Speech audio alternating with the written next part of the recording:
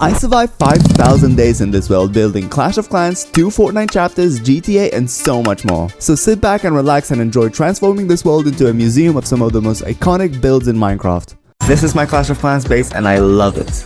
And this is my Minecraft base. Oh my god, bro. Oh, hell no. I reckon there's only one way I can fix that. I'm gonna need about 5 shulker boxes full of dirt to fill a 90 by 90 area for my build. And this method is just way too slow.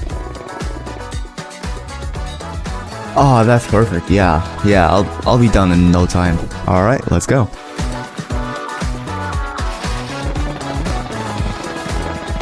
Now at that point I completely ran out of materials. Plus I messed up something with walls cause it doesn't connect. So I started gathering deep slate and trying to fix the base of my walls. Seems like we have to move this wall to the left, this one to the left as well, right here. Fix this corner. We also gotta move this one. I knew this part was gonna be the most annoying. Yeah, keep thinking that. Anyway, I was ready to finish building that part.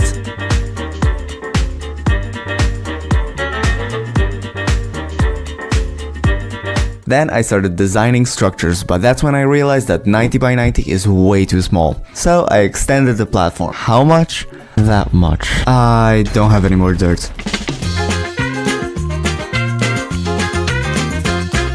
Then I tried 4 different methods of filling large areas to see which one is the fastest. I really had hope in the spiral one, but it turned out to be the slowest one, so using the stripe method, I started filling up the area. Once again, we are out. Okay, I don't have my elytra. We don't have any more dirt. Filling holes, we love filling holes. We are out of dirt. And with these blocks, we are done. Now it's time for accessibility and decoration. First, let's get some saplings. Now let's build this little staircase so that it doesn't float in the air. Then I started marking walls with carpet, since you can walk on it and it's easy to move if I mess up something. Plus, I have an insane amount of it from the carpet duper. Now I needed a whole lot of sand to separate the build from the rest of the ocean. A whole lot of desert later, I got to work. I'm gonna need a conduit so that I don't drown. Boop. There we go.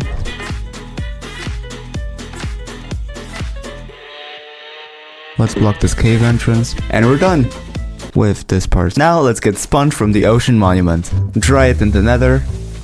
This is so satisfying. And I'm gonna start by building the underground part of my town hall. I would use lava here, but unlike the last episode, I don't want everything to burn. Here's a little staircase. Now time for the floor. Let's fill it in with regular blackstone slabs. Now walls. I don't know if it's working, but I'm trying to make it look royal. And it's done, except it's full of water. But I know a trick. 3, 2, 1, boom, it's empty. Now if I want to build everything faster, I need a swift sneak book. And the only place I know where it spawns is the ancient city. So that's where we're heading. Wow, that's a big mountain. If there isn't an ancient city, then I don't know. Yeah, not even in the deep slate level. If I make a noise 3 times, the warden spawns and that could literally end my hardcore world. I'm gonna grab an empty shulker box to put my items in. Oh. Are you kidding me? That set it off? Okay. That is an ancient city right here. That is me being in trouble. Oh my god. Why is it spawning another one? There's... What? Please, he's after me. Oh no, get me out of here, get me out of... No. Okay, that's what I've been looking for.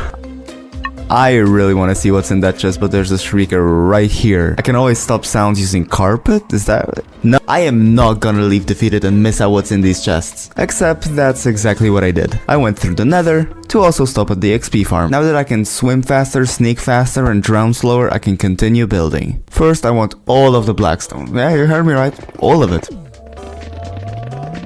Now I want soul sand because I want to farm nether wart. Can you bone meal nether wart? You can't? Oh, that's cringe. So I'm gonna build a semi-working, not automatic nether wart farm. This farm produces anywhere between 0 and 100 nether wart per an unspecified amount of time. If you want to try it in your world, you should subscribe to Zenith. That's me. Now it's finally time to build the upper part of the town hall. Starting with the blackstone floor, blackstone walls, blackstone bricks. Let's see if my farm is working. From what I know, if it says H3 on the F3 menu, that means that it's ready to be harvested. Which means that my farm hasn't produced anything yet. So I'm gonna go AFK for a bit. Now that everything is grown, I can combine my nether wart with nether bricks and get red nether bricks. Finally, my town hall is starting to take shape. The worst part is that this is still just the beginning. Now, some of you may call it procrastination, but I'll say it's the act of delaying or putting off tasks until the last minute or past their deadline.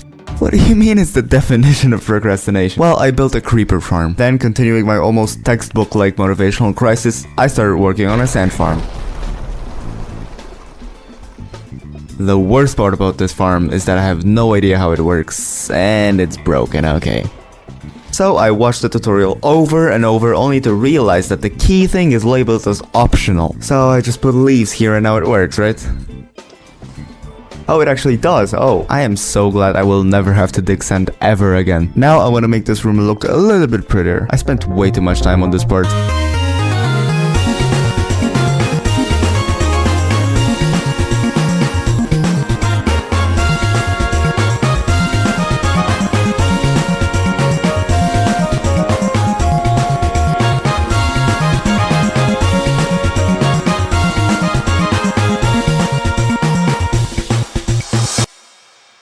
So now if we go through this portal, we're gonna spawn on the nether roof with this red carpet. And at the end of this path there's a portal which takes us to this giant 300 block tunnel. Make sure to comment down below what I should build here. And here we can jump down safely straight to the end. Let's finally go back to the Clash of Clans base. First I marked every spot where I will build a structure, which quickly emptied my blackstone supplies. So let's go mining. Now I actually want these walls to be functional. So I'm gonna use glow lichen to light up my walls. And this little contraption right here will get it all for me. Look how quick it goes, oh. Now I'm gonna fill the gaps with deep slate walls. So if I put these trap doors, I should be able to jump over it, but mobs like creepers, zombies, etc. should not be able to jump over it. But I'm gonna need a lot of crimson wood. So with these shaders I can see where to put torches, so mobs theoretically should not be able to spawn. Oh, wow, this is so satisfying. I really didn't expect to enjoy this. Now let's do the outside. And wow, that looks so cool. I feel like on a plane at night. Now I'm gonna build archer towers, which require a lot of diorite. Also a lot of spruce.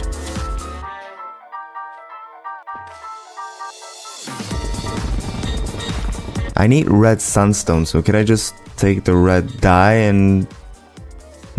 what did I expect?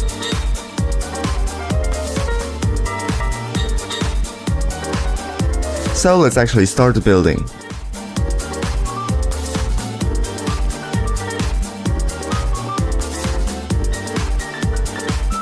So that is the design, now I just have to copy it 6 more times.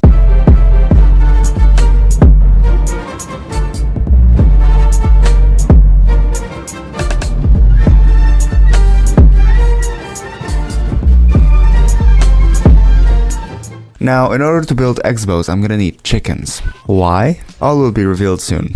There might only be one chicken there, but with this setup, it's actually infinite chickens. While we wait for that though, we might as well build something that does not involve chickens.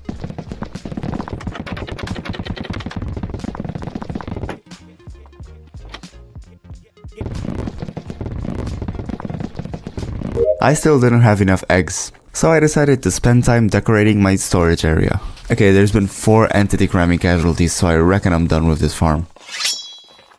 Oh, where did they go? Alright, so that is the X-bow design. Now I need to spawn 2 chickens in this little box and put them on a lead so that it acts like a giant crossbow. Come here, chicken. Oh god. You know what happens to the ones who misbehave. Alright, so that is the X-bow done. Now I need loads of concrete for air defense. Yeah, this farm is really coming in clutch. Okay, so that is every item. Let's go building. So we're starting with the blackstone base. Now, instead of recreating the look of a Clash of Clans air defense, I'm gonna build a giant Minecraft firework rocket. Okay, I think I found the most efficient way. So let's build 3 extra colors.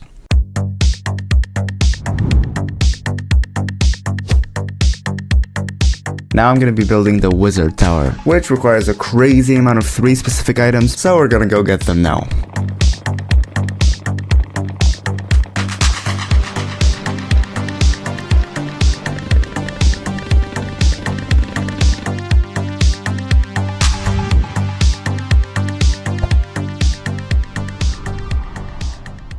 For some odd reason, I decided to design the mortar with 2 stacks of gold blocks. And then I made a very irresponsible decision to go get it from bastions.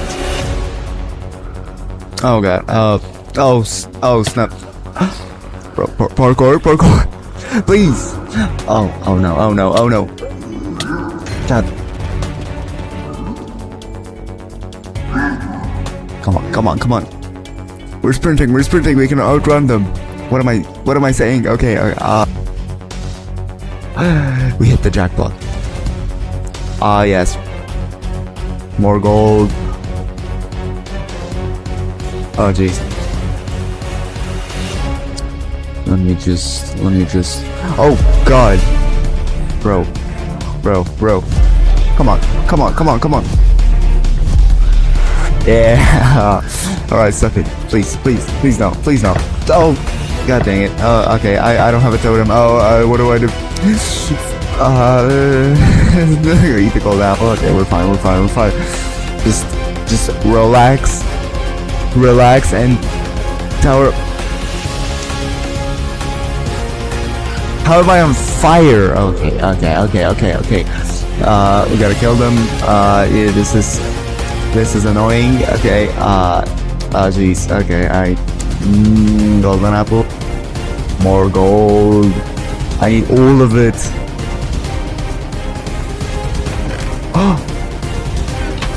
Okay, we're going back. Oh god, that's where I... oh jeez. Is that how I... Okay, we're good. Okay, yeah, that was too stressful. I don't have any more totems. Oh, poor villagers, let me save them. Die. Everyone, okay. Ravager, yeah. Let's have a fair PvP battle. Come here. Okay, first totem. Okay, that was cool. That's a lot of pillager thingies. Die. All of you. Oh god. Oh dear. Okay. Oh snap, I'm low. No, is that how I die? No, I refuse. Come here. Let's go. And that is the victory. Yeah, let's go. With all the golden totems, I can go build my mortars.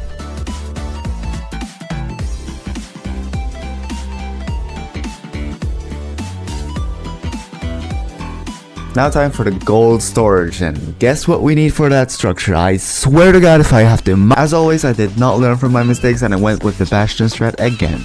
No. They deal so much damage. Luckily I have more totems. I just need to get an ender chest. Wait, if there's silk touch on my shovel, that means that I can mine it, right? I am starting to doubt it. Ah, dang it. 4 minutes I will never get back. Back to getting more gold, I guess. Who wants an arrow? Okay. Everyone wants an arrow. Okay. Oh, god. Oh. What? Nah, that doesn't make any sense. He died to magma blocks. Oh my god, I found Big Step. Is what I would have said if I wasn't so tired at that time. Shoot me. Literally just... Wait, what? Did not... Oh. Okay, we're going back home. Yeah, that's all the gold I needed. Well, I'm going to sleep.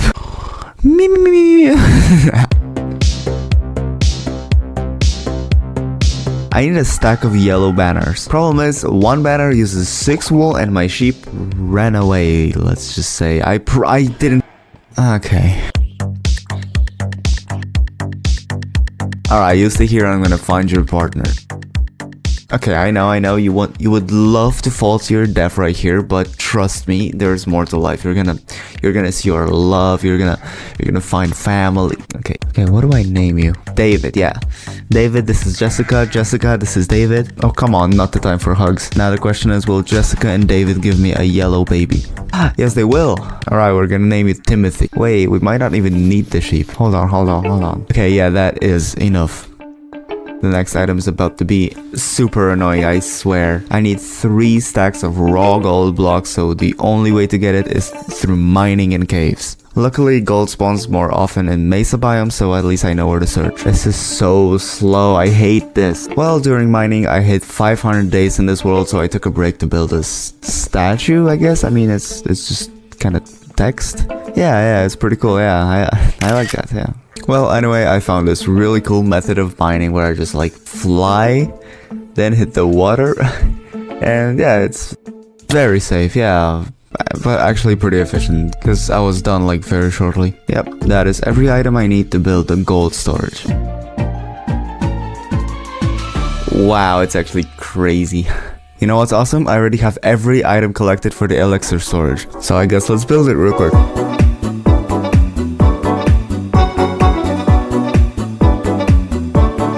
Alright, so for bomb towers we need TNT. I really hope nothing goes wrong with it. I am not foreshadowing, I genuinely hope nothing goes wrong.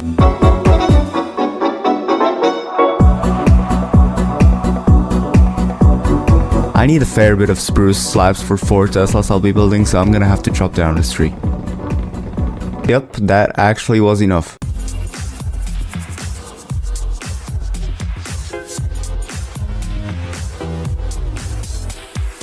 Alright, we're like what, 80% done with structures? A bit of crafting and stone cutting and we have all the items to build a clown castle. I mean, at this point it's down to just crafting and building because I have most of the items right. Wrong. I have to go search for items for Inferno Towers, Dark Elixir Drills, Air Sweepers and Dark Elixir Storage. All into these 4 colored trocal boxes.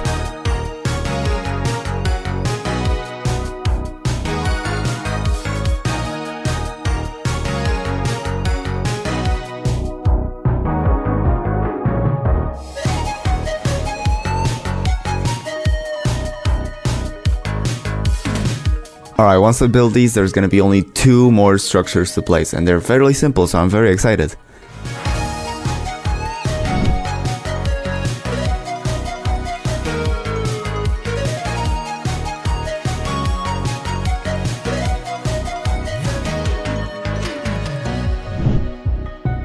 Now I just gotta build these hero platforms, just place a little bit of that, a little bit of this, yeah. Yep, and that's the one for the king done. Now the archer queen. Yep, I mean it's simple. Wow, yeah, that is sick. I love that. Well, now comes the really fun part of decoration. Alright, so I'm gonna bone meal every single bit of grass. I actually don't know if it'll even look good, so I guess we'll be both having our first reaction in a moment.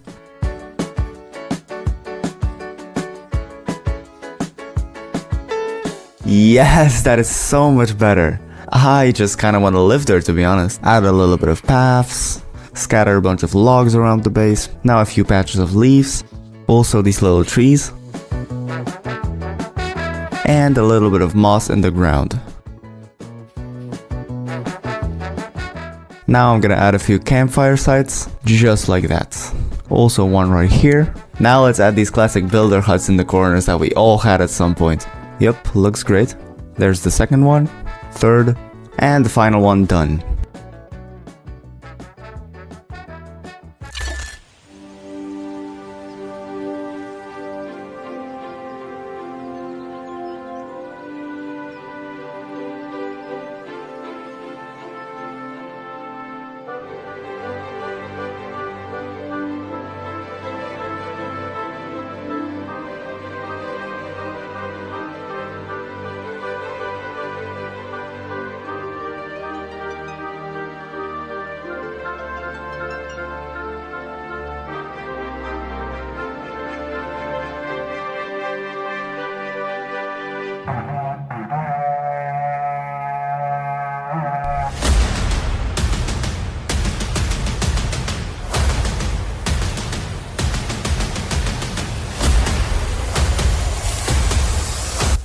The old Fortnite Island is one of the most legendary places in gaming history. So to revisit some old memories, I'm gonna build it in my hardcore world. But how exactly am I gonna do this? Well, let's start by visiting the old island to figure out a plan. Wow, this is so cool. Oh my god, I love this. Wait, you can search bushes? How do you crank 90s in this version? Okay, I'm getting distracted. How on earth am I gonna build all of this? That's a good question. I don't know. First, I built the outline based on the map. Then I wanted to fill in the center with random blocks, but I completely ran out of materials like 12% in, so then I went back and forward getting blocks and filling gaps. 570 days in and I just built my first cobblestone generator. Okay, but how do I get the exact shape of the island? Introducing 3D. You import the image to Blender, let it think for a second, and boom, 3D shape of the Fortnite island in my Minecraft world. It's that simple, right? I had to give it to Tribudog, the best 3D artist I know, so that he can do his Blender shenanigans and give me a rough shape of the island to work with. So with the Lightmatica mod, I can see a hologram of the island so that I know where to place blocks. I can also see the material list. I need 98,000 grass, 70,000 dirt, and 50,000 stone. I have no idea how I'm gonna get that. So I AFK'd for 24 Minecraft days until I got all the stone, but that was undoubtedly the easiest item to collect. There we go. Now time for dirt and grass. This is gonna take forever. 6.5 shovels later. I'm only 1% done and I'm already suffering. So I started doing some research. This is the stupidest dirt farm design I've ever seen. I'm definitely not building that. Another method is that I can combine dirt with gravel and get coarse dirt. Then I can use a hoe to turn it back into dirt. So I'm basically doubling my dirt. But that is not gonna work for a larger scale. Okay, I don't think this farm is really working. I think I just came up with the most genius and yet the most stupid idea on how to collect dirt. Hear me out, there are 5 steps to my plan. First, I build a stacking raid farm. Now I have to transport villagers. That's all the tracks for villagers. You reckon I can make this clutch?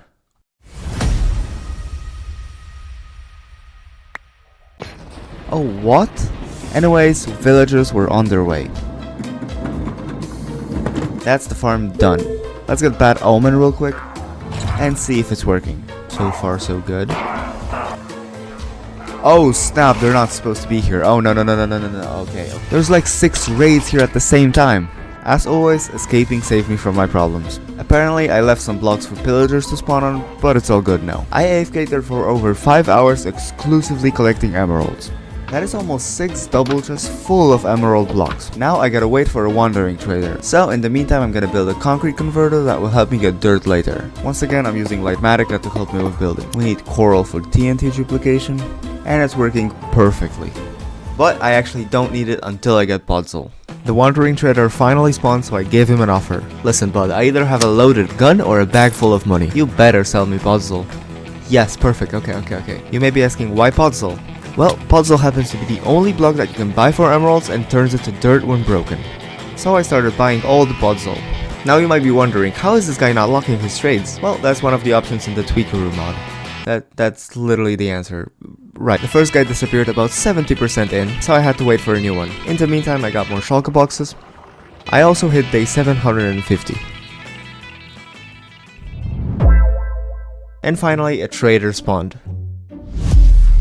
Right, now we're gonna use the concrete converter I got before to turn Podzol into dirt. And on day 800 I converted all the wait, 800? So that means we have all the dirt? Well, no. See, this farm converts about 97% of your items and the rest gets blown up. So we just gotta get a bit more manually. Alright, so that is 98 shulker boxes full of dirt. Right, yeah, that is all the items, yeah. Wow. Right, let's get to building. As you can see, this took me a while. Naturally, placing 170,000 dirt is really time consuming. But generally, it was a pretty relaxing experience.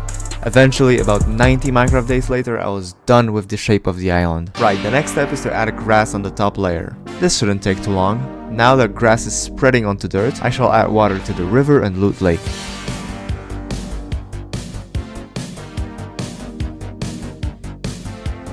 That is so cool, oh my god. What I don't like are these edges. Let's just fix that really quickly.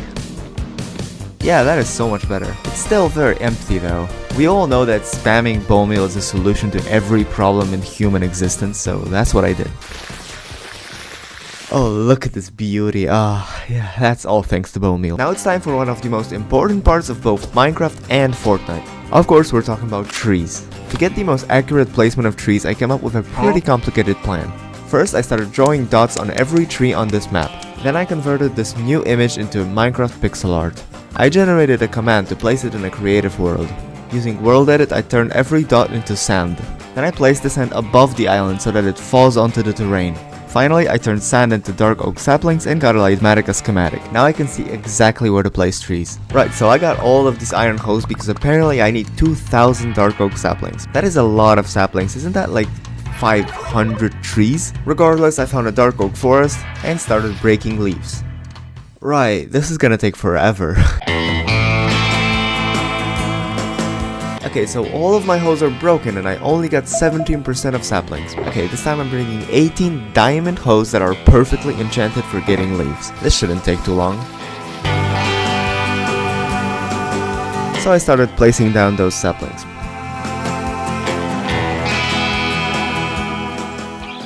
Full squad on me. Yeah, I think they're bots. Cracked his shield. Got one. He's one shot. Bro is literally trash. Got him, GG's. Okay, now that these trees are growing, I'm gonna connect the island to the bottom of the ocean using sand. Yep, it's officially an island now. But to finish these trees, I'm gonna need dark oak leaves. Or oak leaves. See, they look exactly the same and are much easier to get. Okay, I thought I couldn't destroy this forest anymore. Well, anyways, now if we just add more leaves to the side of the tree, we can be 100% done with the island environment.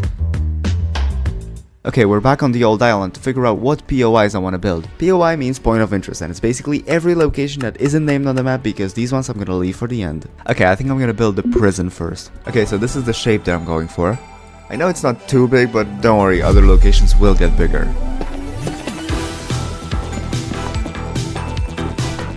And that is the prison done. Now time for the racetrack. First we're gonna build the house next to it. Now using gravel will make the track itself. While collecting materials for the next build, I nearly hit day 1000. So I decided to stream it on my Discord server. Guys, we're about to turn to day 1000. Oh my god, really? 2, 1.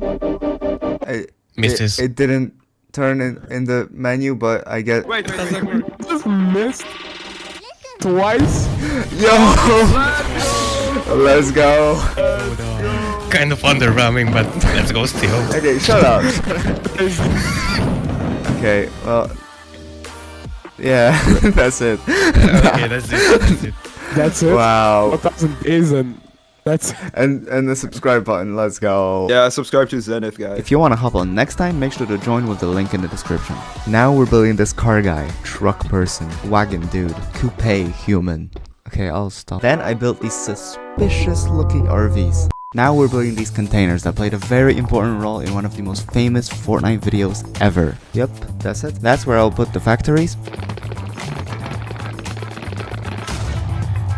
Now for everybody's favorite location, the chair. That's literally it. Now for the house next to Pleasant Park that at one point actually used to be my landing spot. So I put in some extra effort. Then I built this unnamed house on the hill and started putting more houses all around the island. I wanted 20 of them to be exact. Also, I just realized that I built it in the wrong spot. This is where Tomato Town will go. So I gotta take this down and rebuild it in the correct spot. So I went back to building houses. I had 5 different color designs, so since I was placing them in pairs, I tried mixing together different combinations and it worked out almost perfectly. This POI is very important to me as it is the first place I ever landed on when I first played Fortnite. And that is this one finished, but there's actually 4 more of these. Then I built these sniper towers, this gas station, this line of transmission towers, and this little creepy spot. Then I started working on the first named location on my list, the Loot Lake. On the old island there were 13 named locations, but on this one I'm also gonna build tilted towers, because it's just too iconic to be left out. Now it's very important that this boat is facing this direction. Whoa. Now Wailing Woods might be a forest, but for the center part I actually need to remove some trees. I also gotta gather some moss. It's important to note that I'm starting with the easiest locations and working my way up to the more difficult ones, like Greasy Grove or Retail Row. And that is Wailing Woods done. For Anarchy Acres and Fatal Fields, I need to find a mushroom forest. Found it. Now we just get mushroom stems and we can start building. Now at that point I was really excited as I just had invited 20 Minecraft YouTubers to play a Battle Royale game on my island. However, that meant I only had 1 week to finish building everything, so I had to work quickly or else some of them would not be able to make it. That is Anarchy Acres done. Let's quickly build Fatal Fields. Ever since I was a little kid, I always wanted the silver play button, and now seeing that it's actually possible really warms my heart, but we are not there yet. So if you want to help me make young Zenny happy, press that subscribe button. While I'm at it, I'm also gonna build Dusty Depot. I knew I didn't have much time, but I still had to put effort into making it look good, as it is a lot of people's favorite location. Now it's time for Lonely Lodge. This used to be my favorite drop spot because it's just so peaceful and there's a lot of loot. I also have to build this house, and that is Lonely Lodge done. Moisty Mire is very simple to build. It's just some water, boats, and trees. But in honor of a friend I met early into my YouTuber career, whose name was I Lost Moisty Mire, I'm building this little statue. And I really like the way it turned out. I accidentally made Flush Factory massive, which meant I needed a lot of materials. Starting with andesite, also some deep slate, and yeah, that's about it. I had the rest in my storage. I actually put a funny Easter egg in this build, so I really hope someone lands here during the event. Salty Springs is my least favorite location on the old island. But here I tried some original roof designs to make it more interesting. It's still a boring location. So I have all the materials for Tomato Town except for one item. See, designing a tomato with a smile that does not look like from a horror movie is not an easy task. So for its eyes I went with wither skulls. So we need 2 of them. Come here, bro. Please drop one. I do not want to spend a long time here. Oh snap, I did not mean to do that. Oh. No, run. Oh, no. Okay, I'm taking damage. Oh yes, he dropped one. Nope, my skull. Oh, leave me alone, guys. Okay, I'm on fire again. Oh, okay. Okay, I thought he was going to kill me.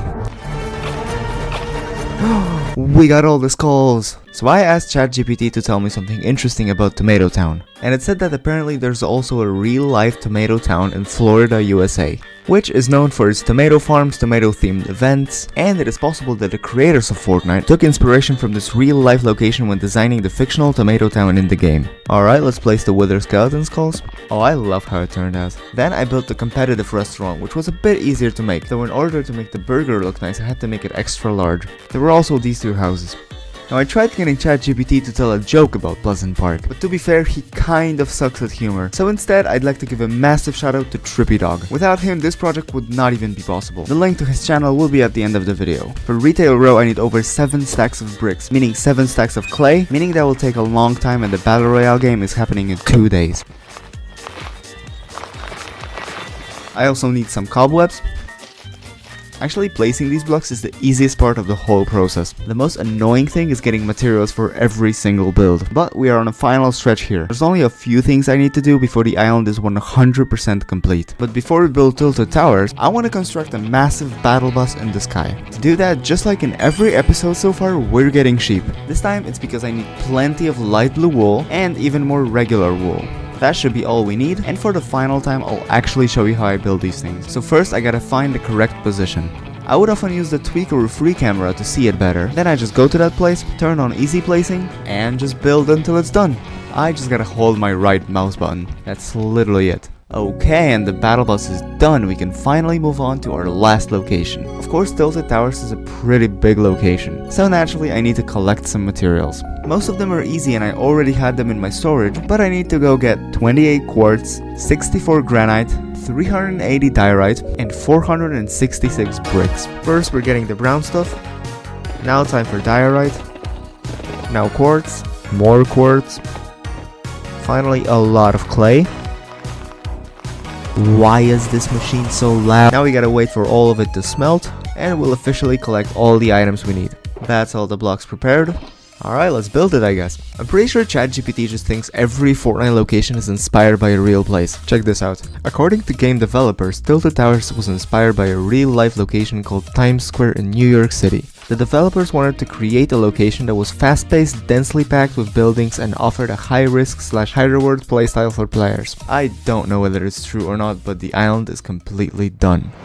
This is the GTA 5 island in Minecraft Hardcore, with every building, every detail, all in survival Minecraft. I started by building the outline, which barely fit in the biggest ocean I could find. This island is mostly made out of dirt, stone, and sand, and because this build is absolutely massive, I'll need about 1 million of each of these blocks, and I'm not even joking. The first item on my list is dirt. Let's see how far all of my dirt can get me. Yeah, that's not gonna cut it. So I think I have to build a dirt farm. This is one of the most complex farms I've ever seen, so I'm gonna need a lot of material. For example, it needs 4 Ravagers, because of course you need one of the deadliest mobs in the game for one of the most common blocks. So I know there's some Ravagers in my raid farm, so what if I just... Oh, snap. This is gonna be more difficult than I thought. So I'm gonna get other items first and then we'll come back to ravage it. I need 27 stacks of obsidian, 11 stacks of observers. I need over 400 hoppers and I don't really have any iron left, so let's build an iron farm. I'm gonna need 12 villagers for this farm, so you think that's enough carrots? You think now we just have to transport all of these villagers. No, what are you guys doing? I also have to build a honey farm and also this slime farm. And while these are working in the background, I'll go get ravagers again. Alright, so that's what I'm looking for. Oh my god. Come here, bro. Ah! Good job, I have an entire inventory of them. I split this project into 4 stages. Come here, dude. Ow. Oh. First, the island, for which we need millions of blocks that I'm collecting right now. Then we'll build every town and village. Come on, bro. Oh, snap. Okay, we got the first one. Next, details, like these trees made out of netherite or these cool power lines. No. Yes. Now. Oh, what? Who's gonna win? And at the end, Los Santos, which is this massive city. Come on, yes, we got it. And the last one, yes, we got them all. So I started building the bottom half of the farm and it took me over 4 hours just to place those blocks. Now we have to transport them to the farm. Okay, now I'm taking damage. Oh my goodness. Oh no. Oh my god. Oh, we got the first one. So if I hide here, he should follow me and fall right into my trap. Please work. Yes. Oh no. Oh my god. Oh, we got him. We just gotta block this off. And the last one is almost here. Okay, how do we do this? Okay, no, I'm low and he's following me. Come on, no. Oh my god. No. Please. Oh my goodness, that was so stressful. Regardless of the incident, I managed to trap the Ravager. Then I built the rest, but I was very nervous to test it because if I misplace anything, the farm would just break. But let's see if it works. Yes, let's go. Oh, that's such a relief. Now, because I don't want the GTA map looking like this, I'm gonna add some texturing, but that only adds more items to the list. For all the sandstone we need, I'm gonna use the sand dupe, and while that is working, I'm gonna collect endstone using a pretty unusual method. Basically, when the wither is hurt, it gets angry, and when it's angry, it breaks blocks around it for us to collect. Oh snap, I'm getting low. Anyways, this method got me almost 2 shulker boxes of endstone, but I need over 20, so I don't think this is the way to go. So let's try mining endstone, but I don't think it's gonna be faster. It wasn't. This took me 30 minutes and I only got 1 shulker box. Let's forget about endstone for now and focus on the fact that I need 10,000 times more green wool than I have in my inventory. And this farm is not gonna get me all of it, so I'm gonna need to build this automatic wool farm. Now we're gonna breed more sheep because I'm gonna need 140 of them. Now let's actually transport them to the farm. This is gonna be annoying. This part literally took me hours. Come on, yes. Now I need 160,000 moss. So I'm gonna build this simple moss block farm which will get me all of it in just 3 hours. In the meantime, I AFK'd for all the stone. Now there are only 2 more blocks I need to collect. Let's focus on andesite first. You may not notice, but you can get andesite by combining cobblestone with diorite. You can craft diorite with cobblestone and quartz, which are both renewable. Now, cobblestone is simple because I can just build this farm and AFK it. But quartz, oh quartz. To get 120,000 andesite, we need 60,000 quartz. And according to my calculations, that will use over 160,000 gold and 100 piglins to get it in a reasonable time. We'll get to piglins later, but first I'm gonna need a gold farm. So that's all the materials, and I'm just kidding. I need turtle eggs, obsidian, and all the magma. Getting 10,000 magma took a long time, but it meant we could finally build the gold farm. This is the machine where I'll put all the piglins and sorted drops to only collect quartz. But now we need 100 piglins. First, I need to grab all the totems because this is gonna be really dangerous. Now, to allow piglins to walk up to the nether roof, we need to destroy a lot of bedrock. Now I need to make a staircase down to nether wastes. I'll also need 100 golden helmets to make sure these piglins won't despawn. And if I won't wear any gold, every piglin should start following me. I'm so scared of this. Anyways, that's the first piglin trapped. Only 99 more to go.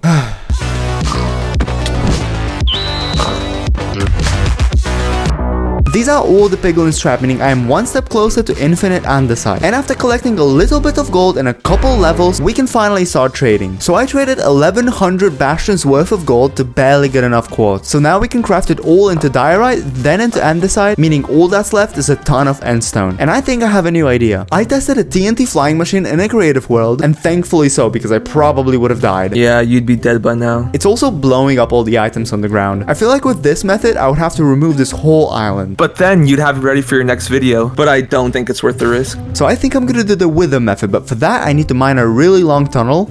I also need 3 skulls. Brilliant. And we can start the fight. Are you tired of mining? Wondering if there's a better way? Looking for ways to break your armor every 5 minutes? Introducing the Wither Quarry 2.0, the groundbreaking solution to all your problems. With Wither Quarry, you'll never hear this sound again, because you won't hear at all. This is so loud. Maximize your block gathering efficiency with our revolutionary solution, surpassing all others in speed. Call 1-800-CE4RR now. Zenith Incorporated doesn't hold any responsibility for any cause death while using the product. Okay, I know I said it was fast, but it still took 5 hours. And now this island is basically hollow. But look at this. We are now almost ready to build the GTA map. I said almost because as it turns out, we need a lot more stone, moss, and green wool, which just means a lot more time AFK. Now we need over 40,000 diorite for this cool white texture on mountains. And we're gonna collect it the same way we did with andesite. I really don't wanna have to do that again. So I traded 900 Now for the darker texture, we need smooth basalt, which we'll get from smelting regular basalt generated by this awesome farm. As fuel, we're gonna use blaze rod, but where is the fortress?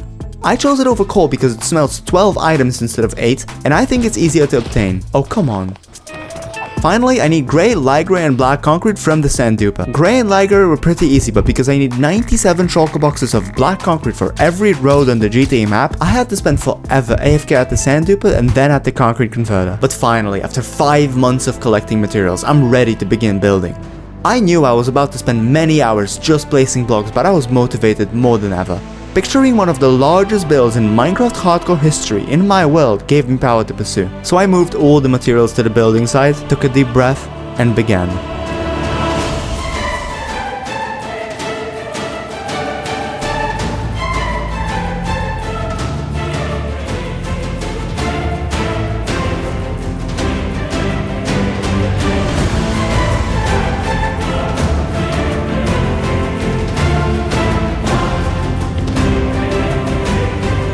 Oh my god, this is insane. But it's still very empty. And if you've ever played GTA, it's not empty. So now we have to recreate every building and every point of interest. But first, let's address 3 major issues with this build as of right now. You can just be minding your own business while...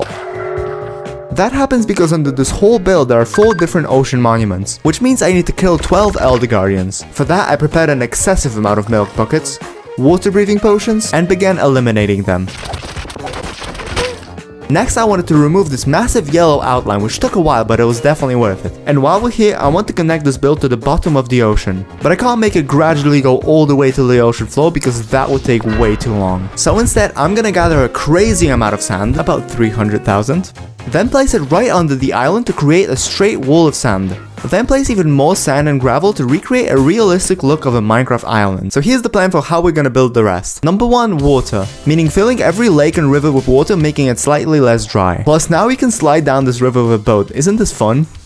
Now step 2. Towns. There are 10 different towns in GTA, so this step will require a lot of work. First, I worked on Cape Catfish, since it's the smallest out of all the towns in GTA 5. It consists of 4 things: this cute birch house, which actually has interior design, this shed, this tiny wooden pier, and this dapper boat that I had to get 4 endrods for. Now, Dignity Village, located east to Paleto Bay, consisting of 5 similar looking houses, obviously furnished, 2 metal shacks, and a silo represented by these iron blocks, and a small fence. Overall, a pretty forgettable place. Moving on to something more interesting, Galilee is a small village on the north coast of Alamo Sea with various styles of houses. Now, Stab City is literally just a couple campers, but because I want all of them to be different colors, I first need to collect 9 different blocks, that being birch, acacia, red sand, copper, crimson wood, quartz, nether bricks, endstone, and purple. And with that, we can start building. Once again, we're building these locations from the smallest to the biggest, leaving the entire city of Los Santos for the end. Anyways, look how cool these headlights look in lower lighting.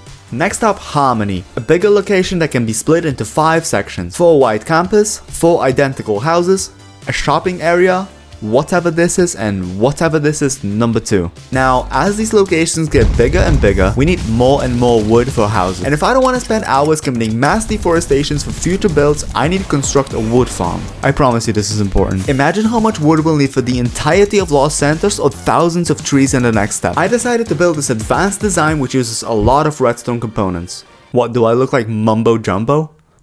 Oh. Anyways, I decided to trap a cleric villager which trades 2 redstone dust for 1 emerald. And after some extensive trading, I was ready to start building. This process reminded me of the dirt farm I built 5 months ago, because I also needed to be super careful with my moves, as any misplace meant I'll need to fix everything. And despite growing a mustache, I don't feel very confident about redstone. Okay, now we can test the farm. Except we can't. I need tons of bone meal for all the wood I want, and the only reliable method is a bone meal farm. And the smallest farm that can keep up with the tree farm is the 7-module design, generating moss, then composting it to produce 40,000 bone meal per hour. But before we can build it, I need to collect 7 stacks of hay bales for targets and 4 stacks of packed ice for transferring items. Building this farm took about 2 hours, but it was genuinely super fun. For example, take a look at this clip. This is so satisfying. And to my surprise, both of these farms work perfectly. So now that we have infinite wood, we can work on Grapeseed, which is a town mostly occupied with farmland, villager houses, and 2 silos. The biggest challenge with this location was that most houses were positioned diagonally, meaning I needed to spend way more time designing it than I initially expected. Grapeseed also has its own small airport. Next, Chumash, a rich town entirely occupied by modern houses and mansions, meaning we need a lot of concrete, quartz, and glass.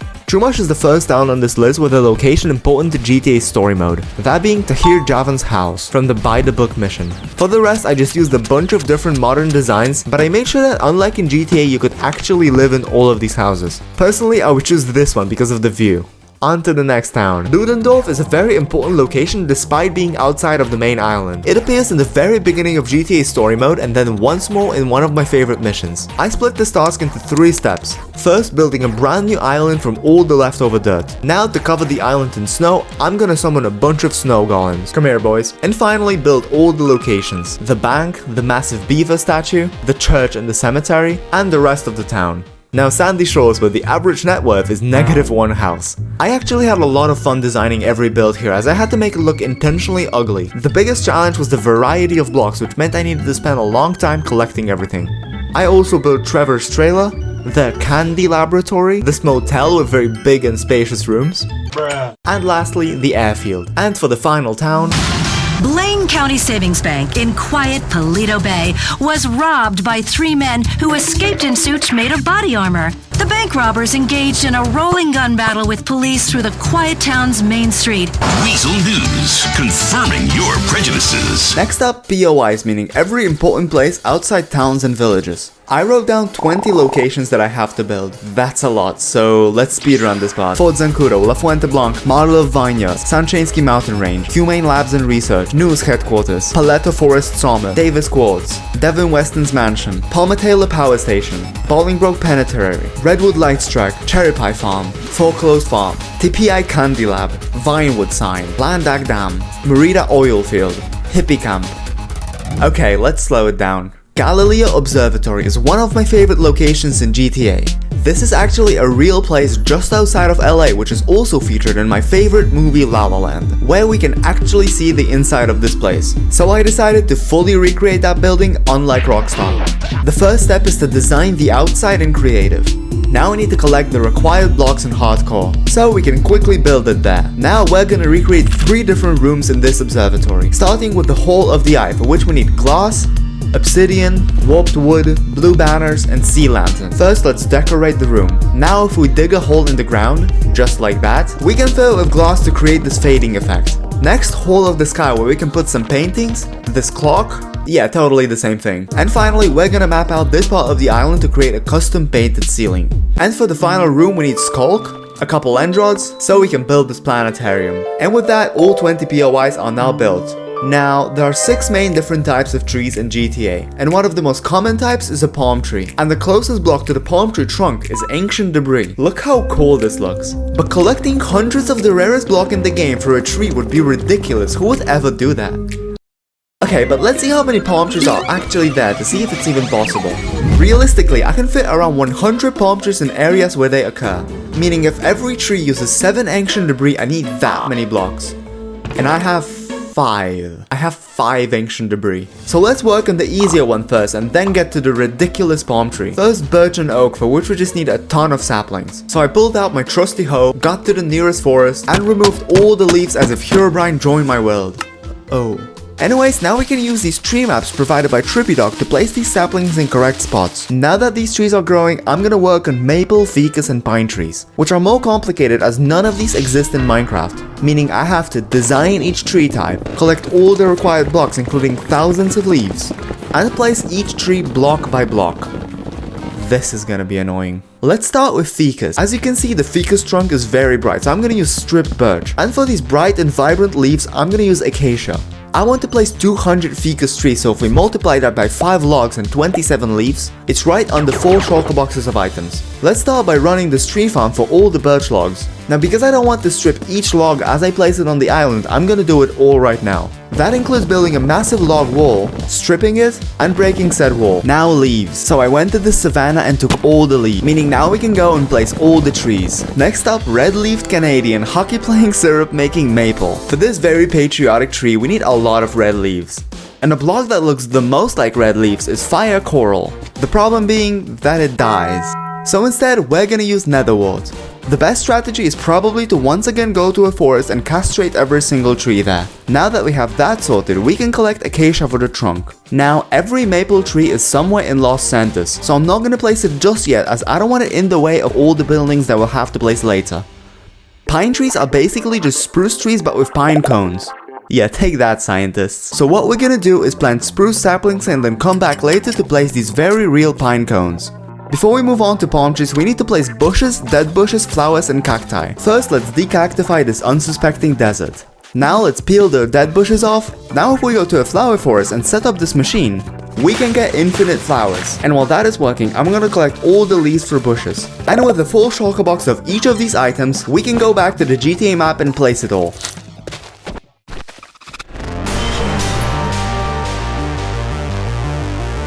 Maybe I made this too dramatic, but the thought of collecting 700 ancient debris for a tree actually scares me.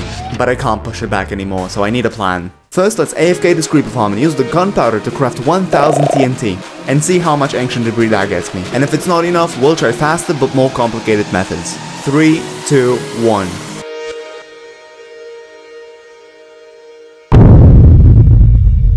This method brought my ancient debris count from 5 to 90, meaning if I want to continue this way, I need almost 7000 TNT, and I think I'm willing to do that. Okay, so I'm gonna start a timer for 1 hour to see how much ancient debris we can get to get a rough estimate of how long it will take.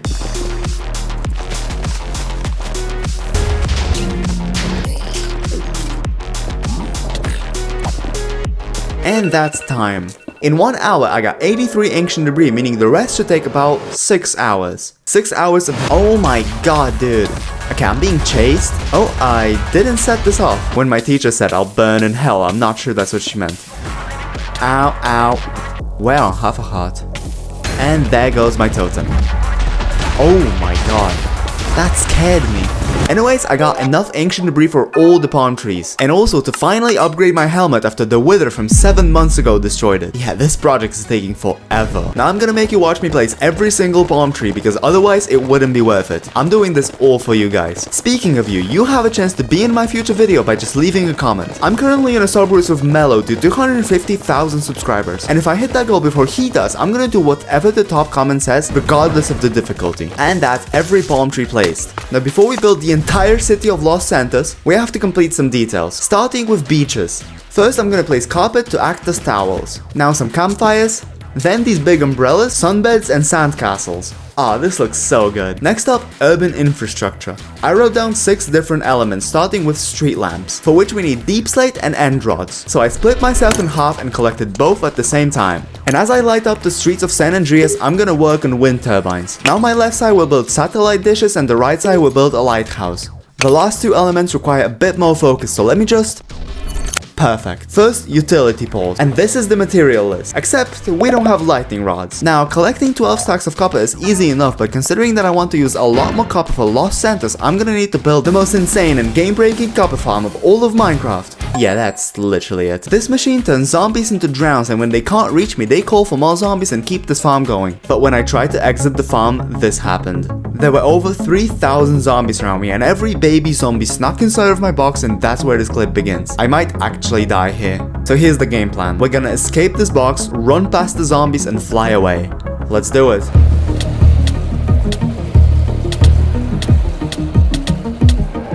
my god. 3,600 entities. What? Okay, this farm is insane. So now that we have that out the way, I need to craft a bunch of chains to connect these poles. And we can go build them. The most annoying part was connecting all the towers. That was not fun. Similarly, transmission towers are connected with lightning rods and chains. But for the tower itself, we need a ton of diorite. Luckily, we're only building 6 of them, so that's all the diorite. Which I got from quartz traded for gold collected at the gold farm. Anyways, that's every transmission tower built and connected.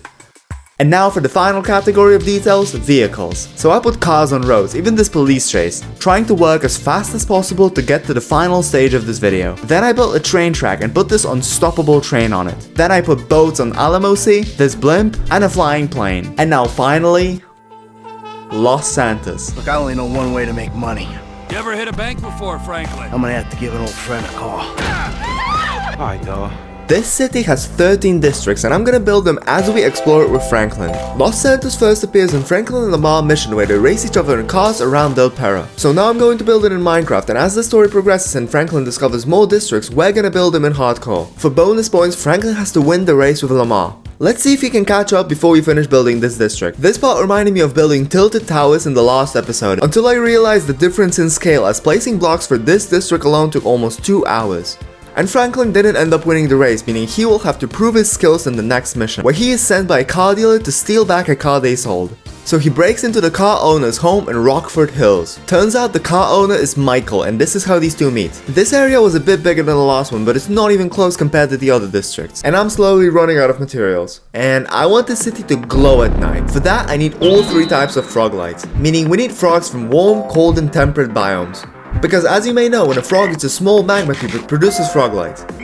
Now I need to make a platform to spawn magma cubes, and put iron golems in to make them small. Now we can bring the frogs to the nether, making this farm functional. Next thing you know, Mike and Frank are chasing the stolen yacht through La Puerta, which is this massive district next to the airport. Michael sees Franklin's skills and greatly appreciates his help despite not retrieving the yacht. Next day, Michael catches his wife cheating on him with their tennis coach. He escapes to Vinewood while Michael and Frank are chasing him. He stops at a mansion and Michael, full of rage, decides to pull the house off the cliff.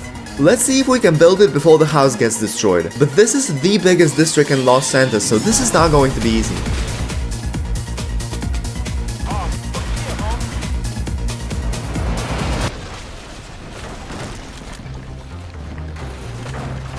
Turns out the house was owned by Martin Madrazo, a head of a candy cartel, and Michael gets a $2.5 million fine. With no other choice, he decides to go back to the criminal life he once lived.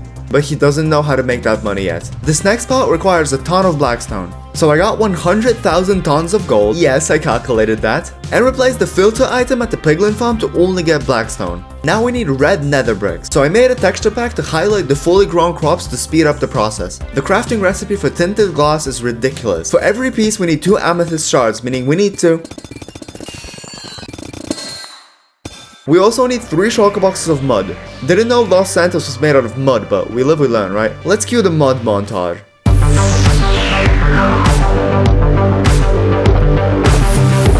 Now we need to pack some of this mud, so...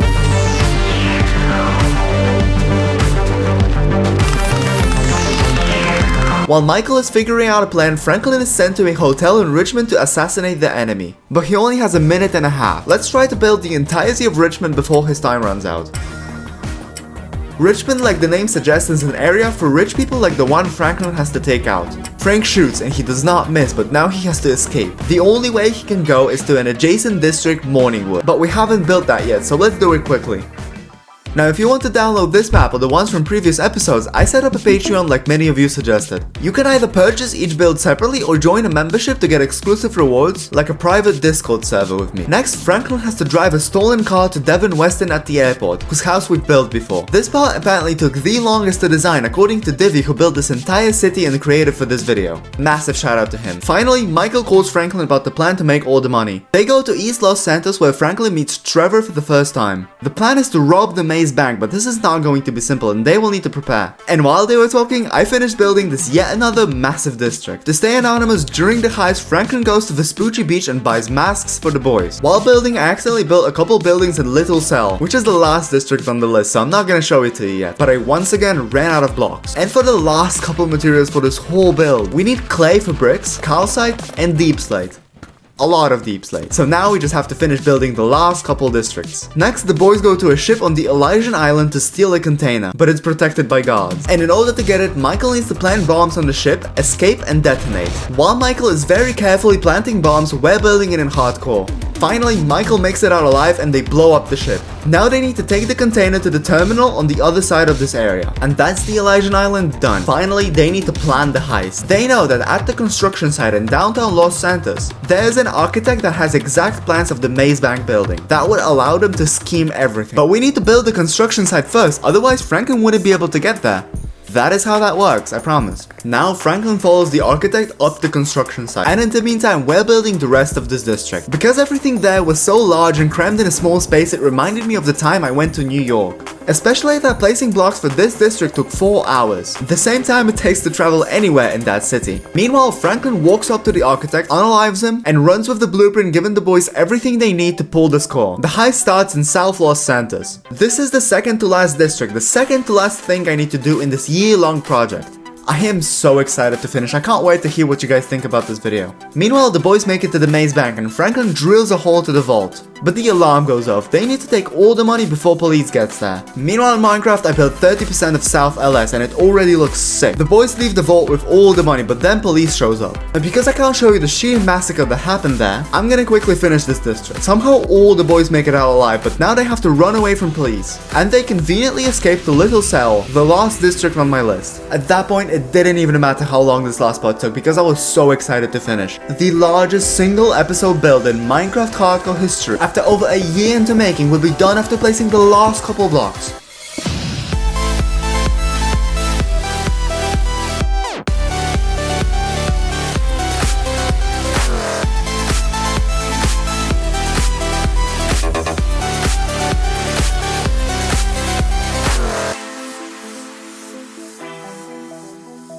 There are over 900 different combinations of armor trims, and I found the best one, going from yellow to green to cyan and blue with some of the rarest armor trims in the game that will make me feel so cool and unique, so I need to get it. So here's the plan. We need to find 4 different structures and search chests until we find my desired armor trims. The first one being the desert temple for my boots. So I flew 6,000 blocks away in the Nether to spawn in 1.20 chunks so we can begin our journey there. And I immediately found a cherry grove biome, so I stopped to grab a sapling to bring to my base. And then I continued the search for a desert temple, which only has a 14% chance of spawning with my armor trim, so we might not even get it the first try. Then I also found a dark oak forest which could spawn with a woodland mansion that we'll need for my helmet, but it didn't have one, so I continued searching. I kept finding dark oak forests without any woodland mansions in sight, which just showed me how difficult of a task getting the Vex armor trim will be. Then I stumbled upon a jungle pyramid protected by hordes of mobs, but it had diamonds and gold, which I'll need later, so that was good. Then I found a mushroom island with a lush cave below it.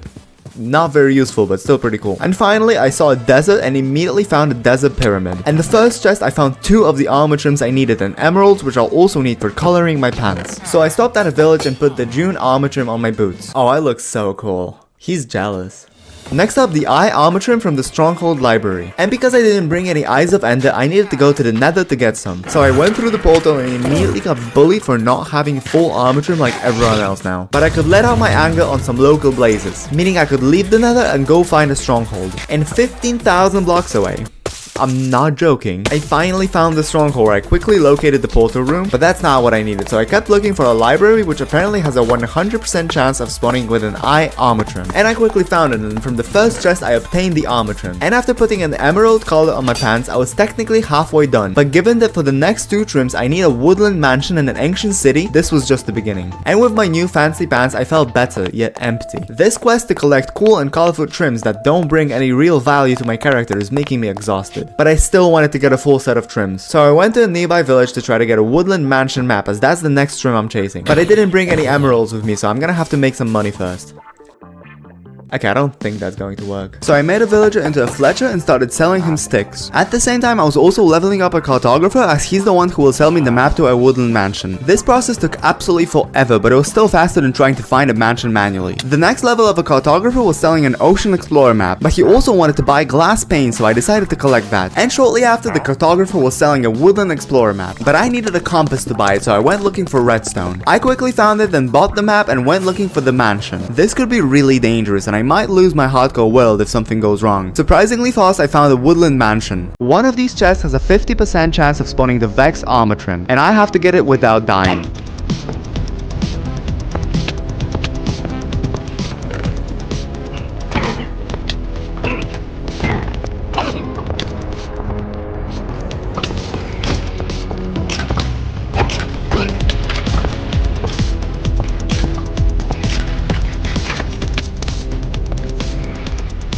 And by some miracle, I was able to find it without losing my world.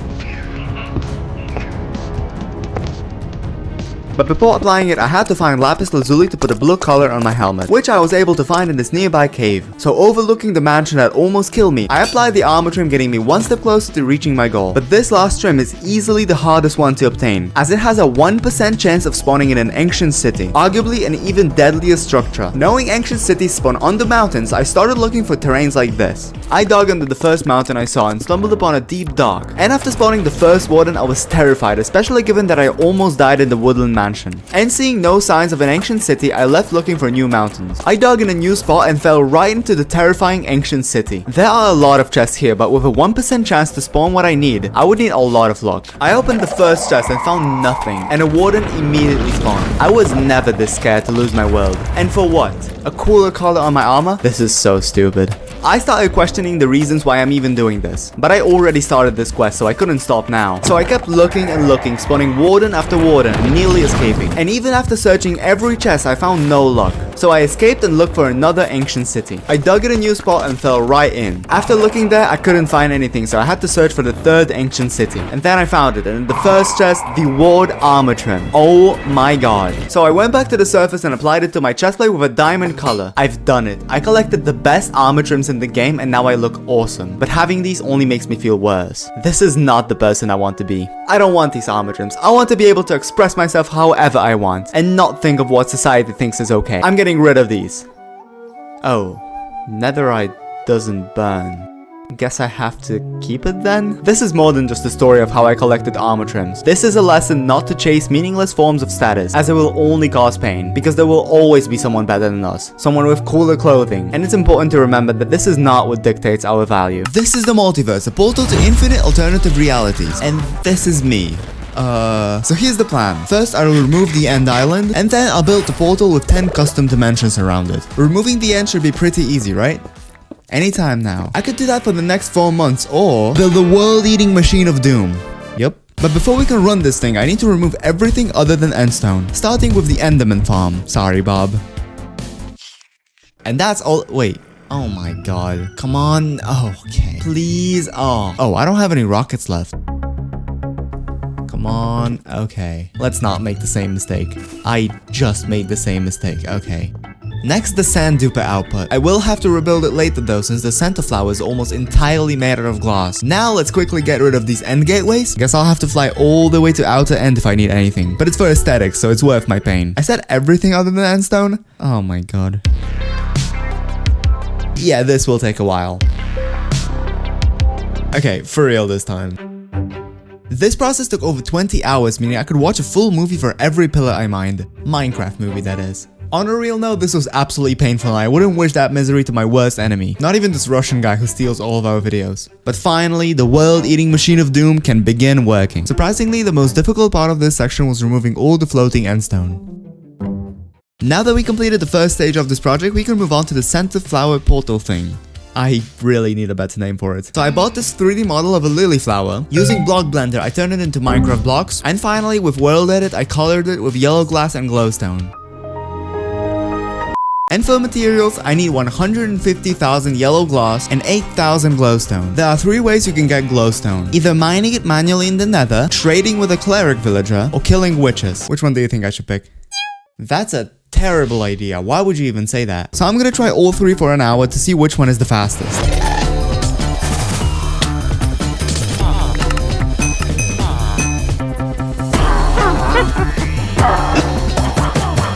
By far, the fastest method was trading with villagers. But we still have to go back to the raid farm to get more emeralds. And after making this guy the Jeff Bezos of villagers, how did you get all this glowstone?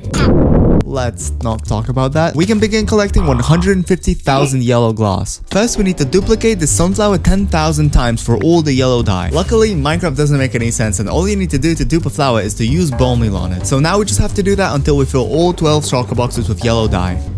Now, glass. The only logical option for collecting 87 shulker boxes of glass is to get all the sand from the sand duper. Therefore, I need to rebuild the output. Now if I run this machine, I can AFK until we have all the sand. And after watching all Minecraft movies and taking down illegal copies of my videos, I was finally done collecting all the sand. But there was a problem. I need to stop doing that. I need to smelt all the sand into glass. I can either use the simple, inefficient, and stupid auto smelter, or build this simple, efficient master's degree smelter hooked up with a carpet duper for fuel, 64 furnaces, a shulker box loader, and a daily lecture on functional analysis. Luckily, the material list is very simple. First, I mined some observers from a nearby cave, stripped mine for some carpet, then I used this furnace farm, and the rest I had in my storage, if you can call it that. Massive shout out to Dactus who provided me with this design and also the world-leading Machine of Doom from earlier in this video. I am truly thankful for his assistance. Now, according to my calculations, using 64 furnaces should take around 7 hours to smelt all of my sand. So, we'll be here for a while. Okay, so I accidentally started the machine, but it seems to be working. Oh, yep, let's go. So it's the next day IRL and we have all the glass. So finally, we have to color it all with yellow dye and we'll be ready to build the flower. Problem alert. We have 89 shulker boxes of items in total, and unless I grow 3 times bigger, I won't be able to hold all that, let alone be able to place all these blocks efficiently. But I have an idea. This is a platform, and on that platform I'm gonna place all the shulker boxes in a chest for the empty ones so I can see the progress clearly, which will help my sanity. I'm always so scared of starting these massive builds. I really wish there was a better solution for storing all the items, because going back and forward between the platform and the build was really the worst part of this process. But given how cool this is starting to look, I'm willing to forget the pain and suffering. It's important to mention that this build is inspired by the Fortnite Zero Crisis event, which is also connected to the idea of a multiverse. And that is phase 2 of this project done. What do you think? Now I'm going to build 10 islands from different universes around this flower. Let me explain. This is the Minecraft universe where everything is just as you know it. But at the same time, there are infinite amounts of universes where the story went a little differently. For instance, in this universe, villagers terrified of the warden escaped to the end. They took down the dragon and started living in the empty world of the end dimension. To recreate that vision, I first need to build an endstone island. Endstone? Luckily, in the last episode, I miscalculated and obtained a lot more endstone than I needed, which should be enough for this whole project. How many endermen is that? What?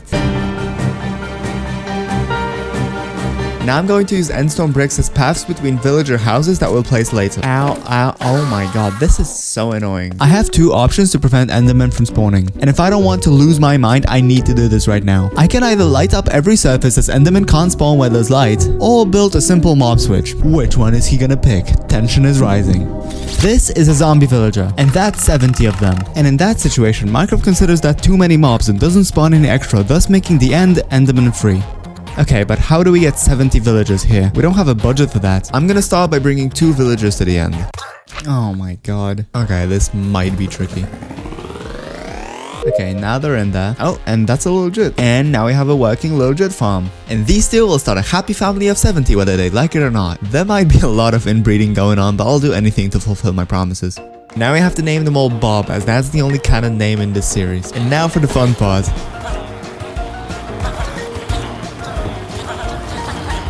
And it doesn't work. As you can see, endermen are still spawning. I just spent 3 days working on this. Do not use name tags on any villagers or zombie villagers. This removes them from the mob cap. What? Oh my god.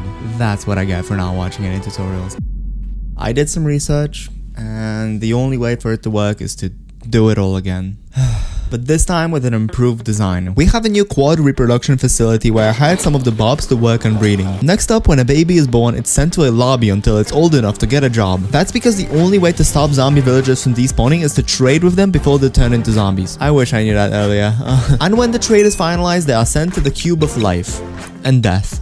Mostly death.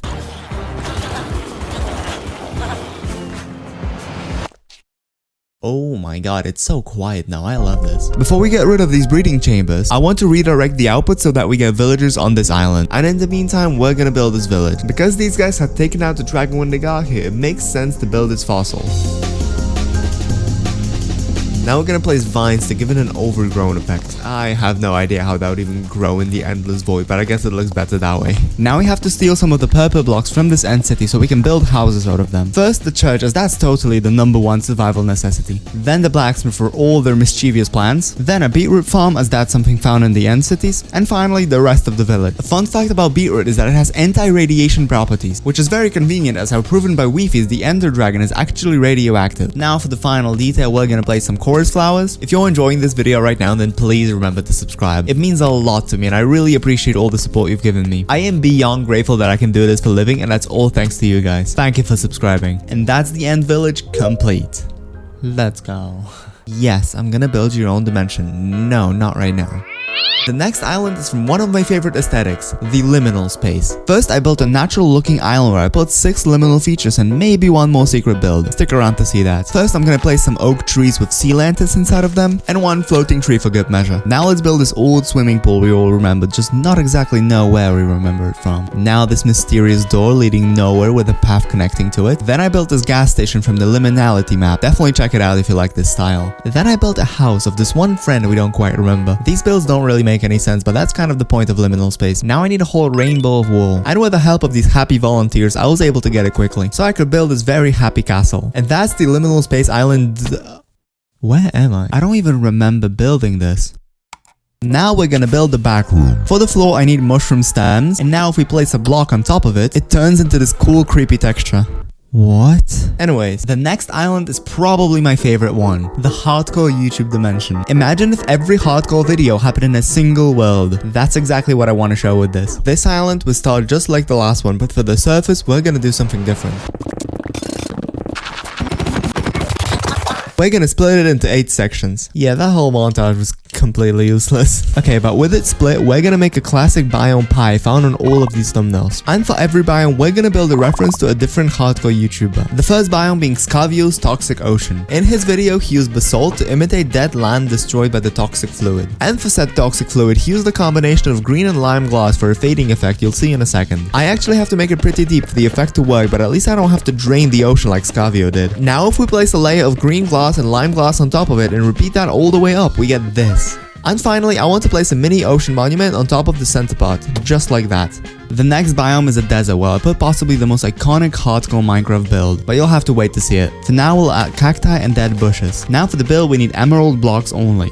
You might already know where I'm going with this. Luke the Notable is the father of Minecraft 100 Days. He started the trend that got billions of views over the past couple years. And in his most popular series, his main base was an emerald tower. And props to him for obtaining those emeralds through trading instead of the raid farm we all use now. And that's the tower finished. One example of someone starting the hardcore journey with 100 Days videos is Beppo. But easily the most iconic build from him is this rocket. To make it simpler, I'm gonna use white and orange concrete for the main part and smooth stone and black stone for the details. The next biome is a simple forest, but for the build, we're gonna reference a cookie god. For now though, I'm gonna plant some trees and collect the required blocks for the build. So now we can make a cookie god factory. This looks so cool. And the next biome is a deep dark, which shall hold possibly the very reason why this and many other hardcore series even exist. In 2019, Philza died in his hardcore world, losing 5 years of progress because of a baby zombie. Before that, almost no one gave attention to that gamer, but after Phil's death, many YouTubers such as PewDiePie started their own hardcore worlds, hence why you're watching this video right now. In honor of Philza popularizing hardcore mode, we're gonna build the baby zombie rising from the ground like the wood and dust in the deep dark.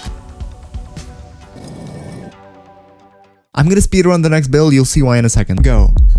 Just don't click the bed. Oh my god, can I do it under 20 seconds? Come on. And that's time, let's go. This is the world's smallest base according to Carves. And it always fascinated me how this house got over 12 million views. But I love his style of videos and his thumbnails are amazing, so I guess that explains it. The second to last biome is Snowy Plains, where I'm gonna build a netherite beacon. Well, not really. Wadzi is one of the most important figures when talking about the history of Minecraft hardcore. He raised the standards of what can be done in this game mode. He spent 6 months gathering ancient debris to power a single beacon. At that time, it was easily the biggest project in hardcore Minecraft, and that's why I want to honor him with this. Yeah, no, I'm not gonna do any more than that. I already spent a year building the GTA 5 island in my world. Moving on. The last piece of the pie before we put a cherry on top is a nether biome. But it won't be a regular nether biome, because this one has an entire ocean in it. It might be the world's smallest ocean, but it's an ocean nonetheless. This is obviously referencing Kalani's iconic video where he went back to old versions of Minecraft to put water in the nether. The last build on this island is Sandiction's planet with every biome. Just a very tiny version of it. Every video I'm referencing is absolutely amazing and I recommend you watch all of them after this one. The Spider-Verse dimension. We'll start with a white concrete base. That's because we're gonna recreate Nueva York from last year's Spider-Man Across the Spider-Verse movie. Now we can put grass blocks on the floor. Nueva York had some incredibly tall buildings, but because I don't want any of these islands to distract from the main build, I'm gonna keep them short. But that's more of an excuse. Now I'm gonna add this orange slipstream around the whole island. And finally, a Spider-Man figure swinging on the main building. Yes, okay, I'm gonna build your dimension right now. What do you want it to look like?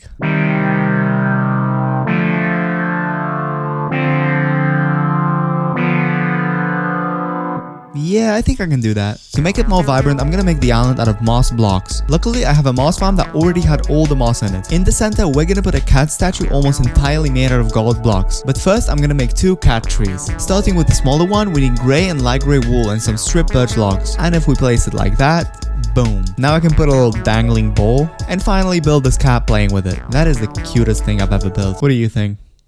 What? For the bigger cat tree, we need birch planks and magenta concrete. And now if we put these 2 cats inside, that's the second cat tree finished. Now let's quickly build this roller treadmill. Unfortunately, it doesn't work.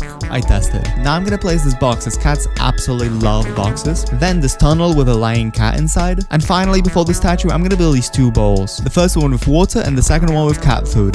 That is the official cat food block if you didn't know. And for the statue, we need 300 blocks of gold, an equivalent of 2% of all of gold ever mined by humans, thanks to Mumbo for this statistic, a stack of emerald blocks, 2 redstone blocks, and 2 diamond blocks. And that is your new home. Everything Everywhere All at Once is my favorite movie about the multiverse. It shows how even the smallest decisions create completely different versions of the main character. In the movie, the protagonist created the Bagel Palace as the center of the multiverse, so we're gonna recreate that. For that, I need almost every white block in the game. First, 7,000 quartz blocks. So I split myself in half.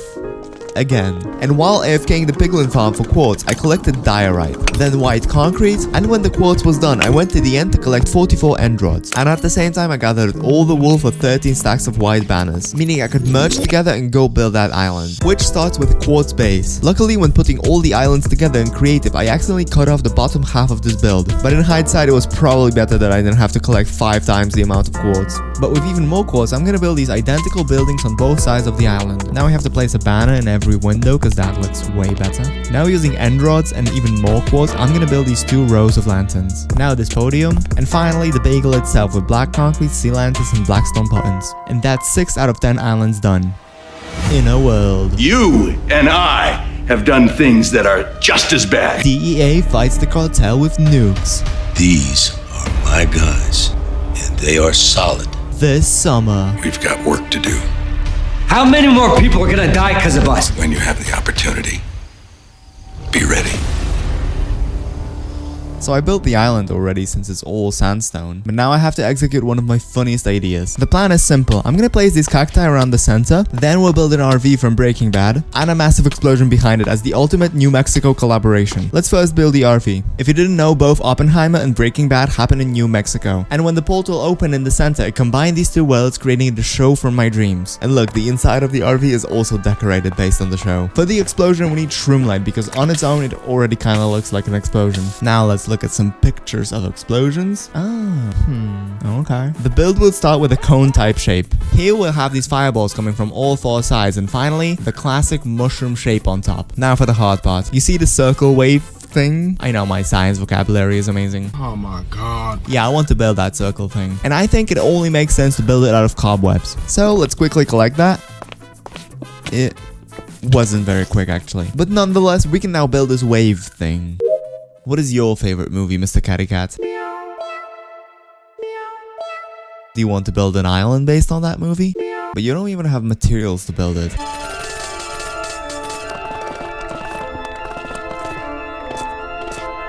Here you go. I don't know how you're gonna do this, but good luck.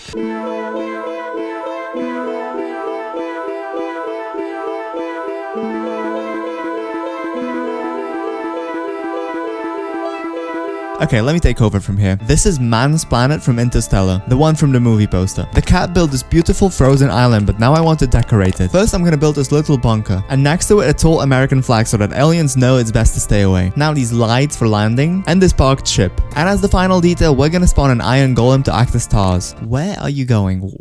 Island number 9 will be a bit tricky, as it will use a lot of blocks that I don't have access to just yet. This is Coraline, possibly the first movie I've seen that touches the subject of the multiverse. It shows an alternative reality where everything is seemingly perfect. For instance, the garden, where the main part is shaped around Coraline's face. Before we build that though, I want to bone meal the ground and place bushes around the whole island. For said bushes, I need flowering azalea leaves. So I grew a bunch of azalea trees and collected the flowering leaves, meaning I could place it on the island. I also added frog light inside these bushes so that it glows at night. Here we will build Coraline's beautiful pink house, but we don't have the materials for it yet, so I'll finish the garden first. I'm gonna use flowering azalea saplings as the floor for the face-shaped garden, cherry leaves for her mouth and eyes, and red concrete to make her blush. Now rose bushes for her eyebrows and cornflowers for the first layer of her hair. Now I want to outline said hair with the pitcher plant. What is the pitcher plant? I'm not glad you asked. This is a sniffer, and its main purpose is to sniff the ground for things that aren't there. I know, very fulfilling. But one of the things it can sniff out is a pitcher pod, which when planted grows to become this beautiful flower called the pitcher plant. But problem alert, we don't have any sniffers. Because sniffers can dig out the pitcher pod from mud, we're gonna use it in the collection system, as that will also mean we'll be able to collect the drops with a hopper minecart. That is the cutest prison I've ever seen. But now I actually need to find sniffer eggs, and apparently they can only be found in suspicious sand and warm ocean ruins, so we'll go test that. For that I need to craft a brush for the first time ever, and I think that's the right structure.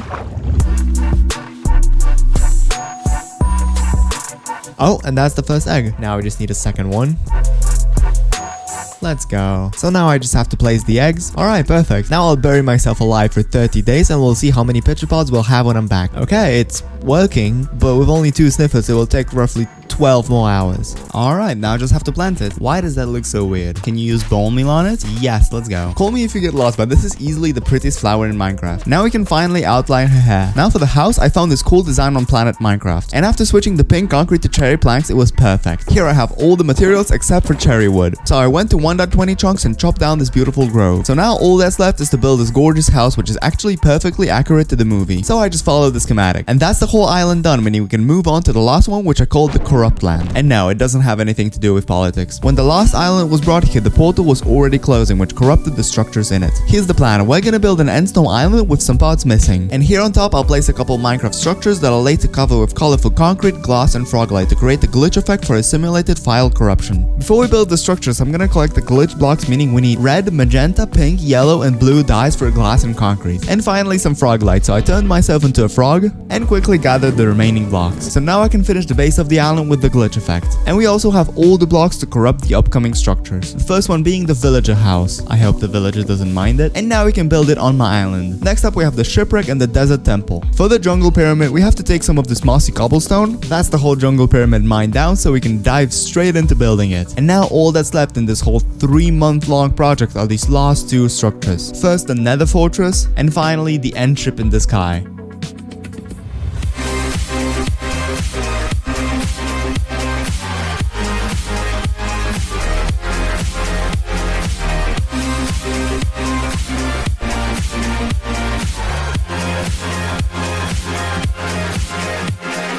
Welcome to the Wild Wild West. This is where I live. This is where my buddy Clint used to live, but he got eaten by wolves. That is the sheriff's office. I really want to become a sheriff one day. This is fascinating. You're telling me Minecraft used to look like this? So I studied the Wild West for years, despite people telling me, "You're crazy. Why are you doing this? Do you want to play Fortnite with me?" What? And after sacrificing all my life for this project, I finally had an accurate map of the Wild West. And I wanted to build it all with my bare hand.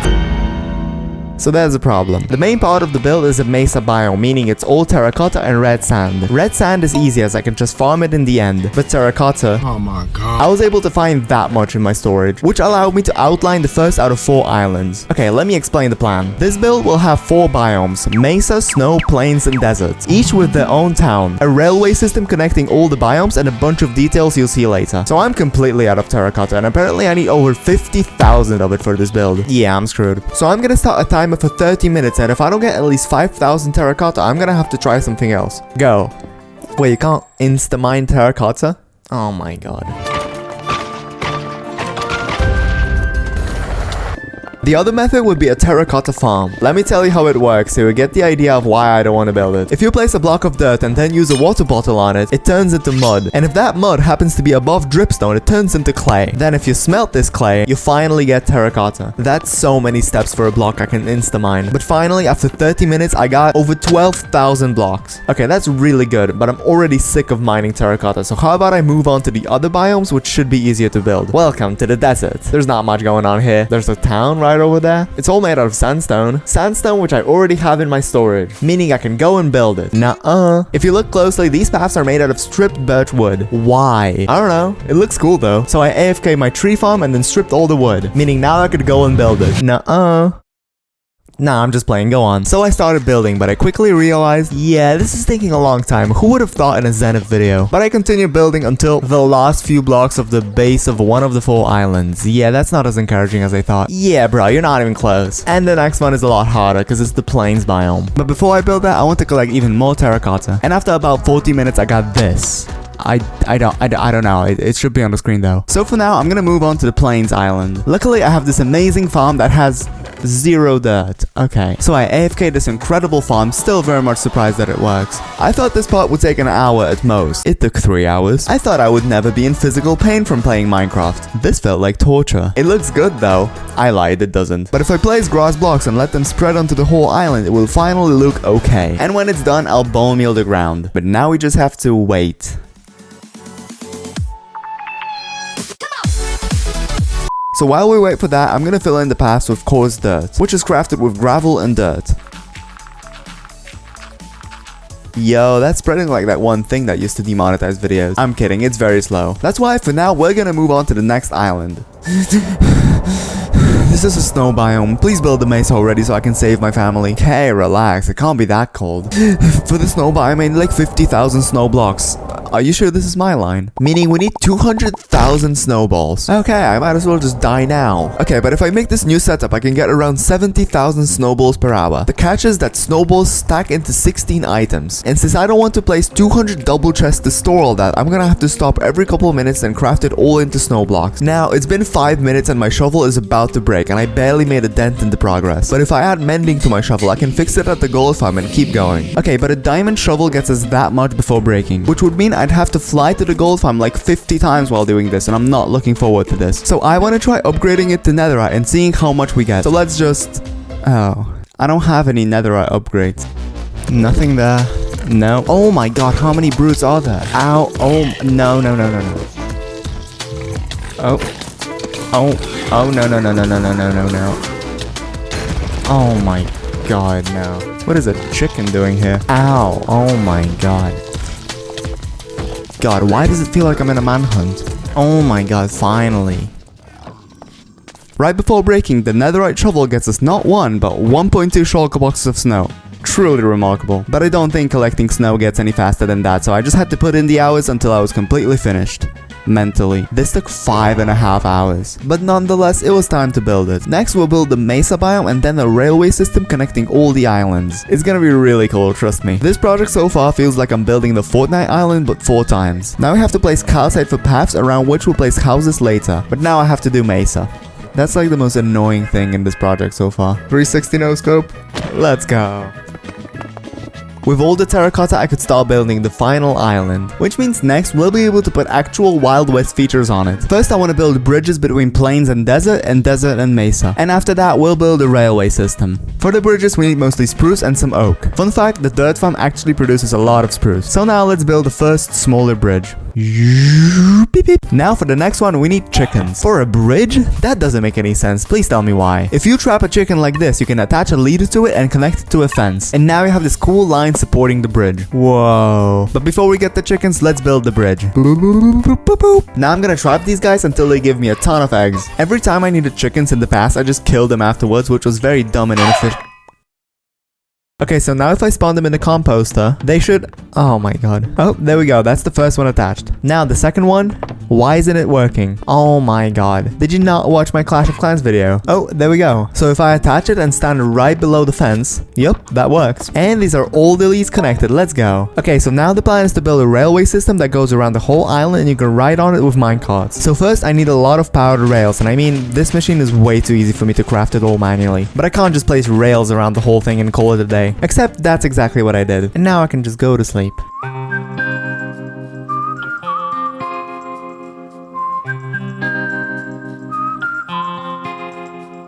I changed my mind. These OG bridges were so cool and fun, I need to recreate them. As you can see, they're all made of wood only and nothing else, and please don't look closely. So I'll need a little bit of oak, lanterns, levers, and tons of spruce. Yup, that should do. Now with all the materials, I can start decorating the rails. First, I built the plains section as it seemed as the easiest one, then desert, mesa, and snow, which was by far the hardest one. But now we gotta do these baller bridges. I'm sure that's what they called them in the Wild West. Well, I have all the materials, so... For plains to desert and desert to mesa, I just extended the rail and added this X pattern. But for the remaining two bridges, I wanted to make them accessible for boats, meaning I needed to cut out an arch inside. And just like that, the railway system is complete. Let's see what my friends think about it. It's huge. I love huge things. Oh, that's sick. Wait, don't worry, I got a better reaction. Yo, this is insane. Okay, bro. I can't hear you. I'm having too much fun. What will be on these paths? Good questions. Good question. Probably some really cool buildings.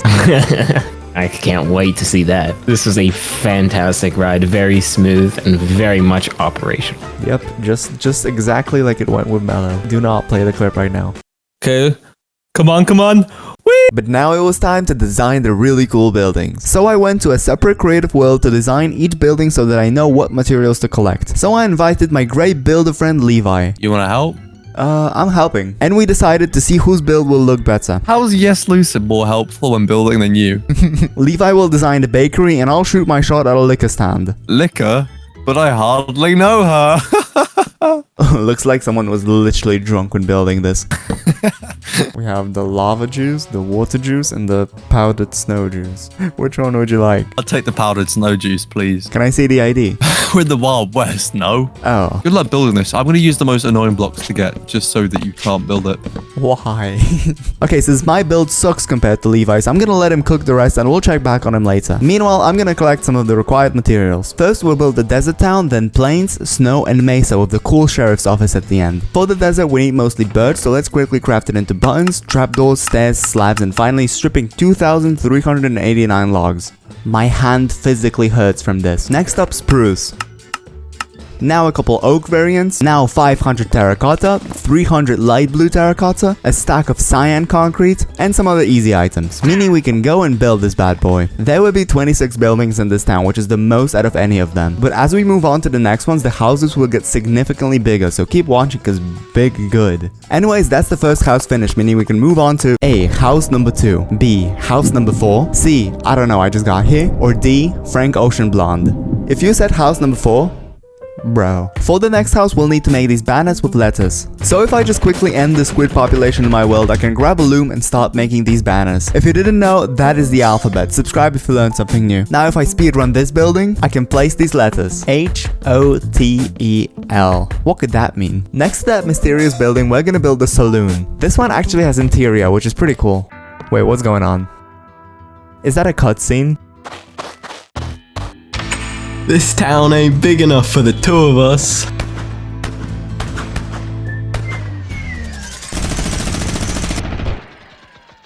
What was that? Yeah, this town definitely needs a sheriff, which I decided will be this building. Yeah, he will definitely be jealous once we build a Mesa Sheriff's office. Before you move any further, let me introduce you to my best friend Claire. This horse runs 14 blocks per second, and it's an absolute beauty. You have to bring her back. I mean, if it's an emergency. So first, let's bring the horses that mostly resemble Claire, and then let's work on getting it to run 14 blocks per second. Oh hey, you look an awful lot like Claire. Let's find you a partner and maybe you'll make me a Claire. Oh, we're under attack. Oh, that's just a pig, okay. Oh, it's the exact same type. Wait, wait a second. It all makes sense now. So we found 2 of the right horses and I trapped them in this nice pen. So I got this speedometer and it will tell me exactly how fast each horse is. This one runs 9 blocks per second and this one 7. So now if I make them breed, the new one runs 9 blocks per second. So now if I peacefully eliminate the slower one, we'll have better genes. Now if we wait 5 minutes for the breeding cooldown to run out, we'll be able to repeat that process until we have the fastest horse possible. There's also a chance that the horse looks different than its parents. In that case, we'll need to eliminate them despite their speed. And after 3 hours, I have these 2 horses that run 12 blocks per second, which is a nice upgrade, but it really does take a long time. And long time it took. Since the faster the horse, the lower the chance of the new one to be even faster. But after 20 hours in total, I finally got this. Oh, that's fast. Fun fact, if the world's fastest horse was in Minecraft, it would run roughly 20 blocks per second, so this is not even that impressive. Now we can name you Claire and put you right here for now, but later I'm gonna build you a cool stable. But cool stable will have to wait because now we gotta do the laundry. Not like do the laundry, not the laundromat, yes. At first, it didn't make much sense to me why all these Wild West towns had laundromats. But after doing some research, it all made sense. Back in Wild West, for every 9 men, there was only 1 woman. Now, because men doing chores wasn't discovered yet, this put every woman in charge of a lot more things than anyone is capable of. On top of that, access to clean water was very limited, hence why they all collectively decided to set up laundromats. Just like this one. Next, we can build a bank and put gold inside. Now a bakery and put bread inside. And now a clinic and put myself inside, because this video is taking a lot longer than I expected. I diagnose you with hardcore YouTuber syndrome and advise that you get your ass back to work. Go! He's right though, this desert town is taking way too long. And I want to be done with it already, so I'm just gonna finish building all of this in a single time lapse. Are you new around this town? If so, you might consider subscribing. Look at him down there, working for you to enjoy this video. Isn't that worth a single click of a button? And that's the desert town fully built. Now if you think to complete this whole build, all I have to do is to build that but 3 more times, you are terribly wrong. While building each town, we're gonna complete a set of 5 side quests, like getting this horse or later connecting the island to the bottom of the ocean. That's not gonna be fun. I would know. And also, after each town, we're gonna add vegetation, which is simple for a desert, but it will get more complicated the further we go. Big problem alert. You can't place cacti or dead bushes on sandstone. Now, for this hill, that's not that big of a deal, since I can place sand on the sides of the blocks and then place cacti. But for the flat area, I'm gonna have to try something else. Bruh. But now, another problem? I don't have any cacti. So I designed this amazing cacti trimmer 1 that takes advantage of the fact that cacti break when directly next to other blocks. I officially have the coolest looking cactus farm ever. And now I can AFK it overnight. Perfect. And finally, for the first stage of the desert deco, I need to collect all the dead bushes, meaning I can go and place it, starting with the hill. Now for the flat area, I'm gonna do something similar to what I did on the GTA island, meaning dump a bunch of concrete into the ocean. I'm serious. If I break sandstone where I want to place sand, I can place concrete powder and it will harden as soon as it touches water. Then I can place extra concrete powder to support sand. Now I can repeat that for the whole surface, and voila! 2 out of 4 decorations are complete. The other 2 are big cacti and dead coral. Let's start with coral. If I go to this nearby coral reef, I can get a full shulker box of these colorful plants. And then I can place them. Luckily I can do so on any block I want. And they will all turn grey, which adds to the feel of a hot desert. And finally, big cacti, which look like this. Pretty cool, huh? So this design uses bamboo blocks introduced in 1.20, so I don't actually have a lot of those. But if I just wait for this to grow, I can get it in no time. Finally, I can get some of this amethyst to act as flowers, meaning I can go and place it. This looks a lot better than in my inventory. Alright, let's go back to work. Dang, this island looks so cool, unlike the other ones. Let's fix that. How is the grass still not grown here, what? Anyways, we have 20 buildings to go through, so maybe in that time it will finally grow. The material list for this town mostly consists of oak, spruce, jungle, and dark oak. 3 of those we can get from this wood farm, but for dark oak, I need to do it manually. And the other items should be pretty simple, like 4 decorated pots, cauldrons, daylight detectors, I'm not sure they had those in the Wild West, and some mangrove.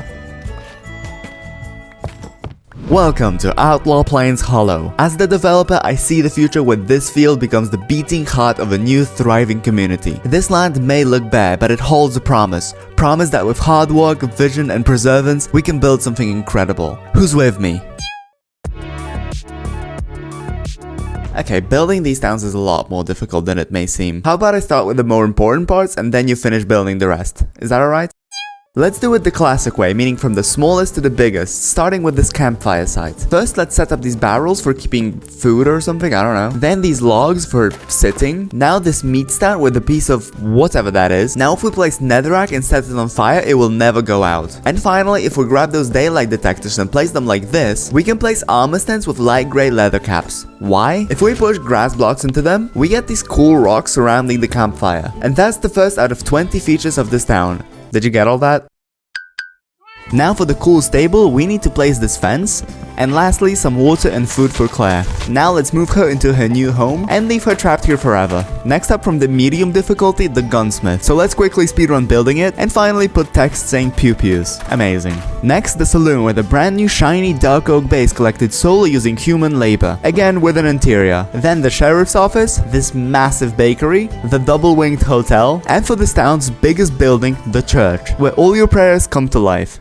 I pray that everyone watching right now subscribes to my channel. Wait, what is that music? You think you are ready to build the rest of this town?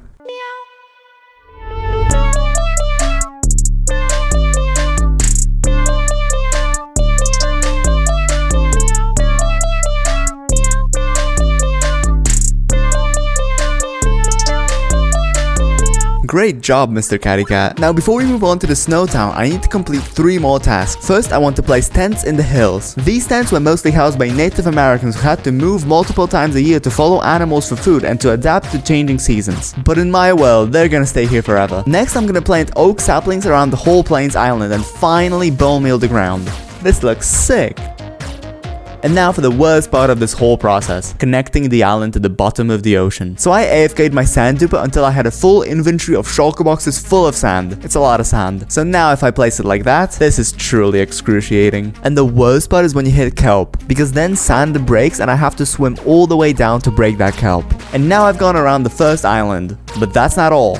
Oh no. If I grab a turtle helmet, I can breathe underwater. I need it because I don't want to have a straight line going all the way down. Instead, I fancy this style going gradually further away. And the turtle helmet will really speed up the whole process because I won't have to go back to get air. And after several hours of... it looks slightly better. You see why I really don't like this part? And now I have to do 3 more islands. So I placed and placed until I was end placed, but finally end placed. Yo, that's actually sick. It might be a minor change, but it really ties the whole build together. So now we can move on to something more fun. This is a snow village. The houses here are for shelter only. Everyone here needs to hunt their food and do the laundry. The survival is really challenging in this area. And you're really out here complaining that you have to place blocks in a video game? You don't know what it's like to be a Minecraft YouTuber? Shut up and go collect 1711 strip spruce logs, 1292 spruce planks, 512 dark oak slabs, 1470 snow, 1470 snow. Yes, you lazy piece of snap. We have to go back to the snow farm. And now that's every single material collected for the snow town. This town is the one mostly inspired by Red Dead Redemption, which was by far the most suggested video idea under my GTA 5 video. But because I didn't want to leave you guys for another year, since the Red Dead Redemption 2 map is basically just as big as GTA's, this town will have to do. Now we just have to place snow on the rooftops and never mind, this build is in a lukewarm ocean and it melts my snow. At least I think that's what's happening. Well, it looks good enough that way. But we don't have the time to admire it. The server for you all to play on with this map is launching in 2 weeks, meaning I need to finish building it in 1 week. So now I'm gonna pay a visit to my dirt farm to take some spruce saplings and go around the whole island planting these. Since I don't want random dirt blocks scattered around the island, I'm mining it and placing snow back so that it looks more natural. Yep, that's the whole snow island 100% done. Now I need to very quickly collect every material for the massive mesa town.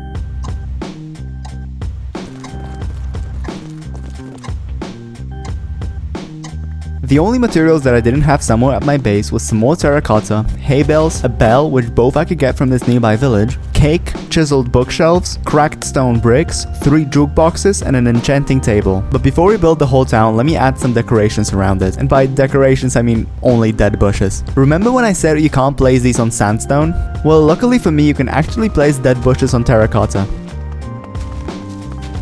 And with that, the only thing left in this project is this mesa town. I got this. What are you doing? You've gone so far, you have plenty of time. The only thing that could stop you is your own mind. Remember why you started this project and how passionate you were at the start. I'm not gonna force you to keep going, but I know you will make the right decision. Let's do it.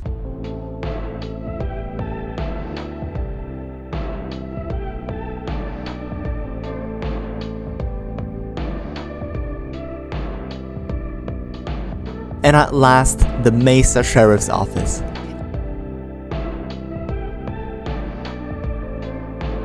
I recreated OG Fortnite almost 2 years ago, but the time when most people play that game and when I had the most fun was in Chapter 2. That's when I went to high school, everyone was locked inside, and we could escape reality by jumping straight into that new island. So I want to once again combine my two favorite games and build Fortnite Chapter 2 in my hardcore world. My favorite Fortnite season of all time was Chapter 2 Season 2, so I'm gonna recreate that one. That season brought 5 new locations and a bunch of mechanics that changed Fortnite forever. But before we get into that, I first need to build the island. So let's grab some blocks and... voila, that's how big the build will be. It's pretty massive. But for the rest of the build, we'll need a lot more stuff. Luckily, when I was building the GTA 5 island, I built this dirt farm, so we can check that off the list. But as you can see, this island isn't only dirt. We also need some stone, moss, snow, mud, and sandstone. The problem being that I don't have most of these items. I can get stone pretty easily by just AFKing this stone generator. For moss, I have this farm, so that's pretty easy too. Sandstone can be gathered with this sand duper, and snow with this snow duper. The only challenging item was mud, as farming it is way too annoying, meaning I had to go to a swamp and gather all the mud by hand. I'm also gonna get some grass so that I can place it while building and it will spread onto the whole island. And after only a week of preparation, I'm ready to start building. But how did we even get the map? I asked Trippy to find me a 3D model and a height map of the Chapter 2 map, and here's what he said. I have searched the darkest corners of the internet, and I found a GitHub of old Fortnite height and normal maps, and I have created a base that is infinitely more detailed and accurate compared to the first version. So I got this. From afar it looks about right, but when you get closer, you can see it used melons for grass, lapis for water, and so on. So I turned it all into stone, then I used the naturalized command from World Edit, and now it looks kinda correct. Except we lost the swamp, the beaches, and snow area, so I had to paint it by hand using World Edit again. And after recreating the Season 7 event by accident, I made it more smooth by hand, which was by far the most time-consuming part. But now that that's explained, we can actually start building. Wait, I actually need those. First, I built the swamp section to use all my mud. Then I continued up north, filling the areas for iconic locations like Holly Hedges, Sweaty Sands, and Pleasant Park. While preparing this map in Creative, I made sure to put stone everywhere where water will go, so that will make the next step easier. If you haven't caught that in the intro, this island means a lot to me. While playing Chapter 2, I came up with my Zenith branding and started making gaming videos for the first time. So far in this project, I felt extremely excited to do this. I was having so much fun that I often forgot to do any commentary. That's why that intro was so quick. But later when we focus on specific builds, I'm gonna give them more time. And that's the whole base of the island done. Wow, that's the quickest I've ever been done with this part. I wrote down 34 things I have to do to finish this island. And these can be split into 3 categories. 18 named locations, 10 POIs, and 6 details. And I'm gonna do it all in alphabetical order, because I'm sure that's also how Epic Games made Fortnite. Alright, so Alan, you do apples. Brian, you're tasked with beaches. And finally, Eddie, you do the game engine. Anyways, first, Apris Ski. A dance club featuring a bar, a dance floor, and a campfire outside. It plays music at all times, and if you hit the music player, the song changes.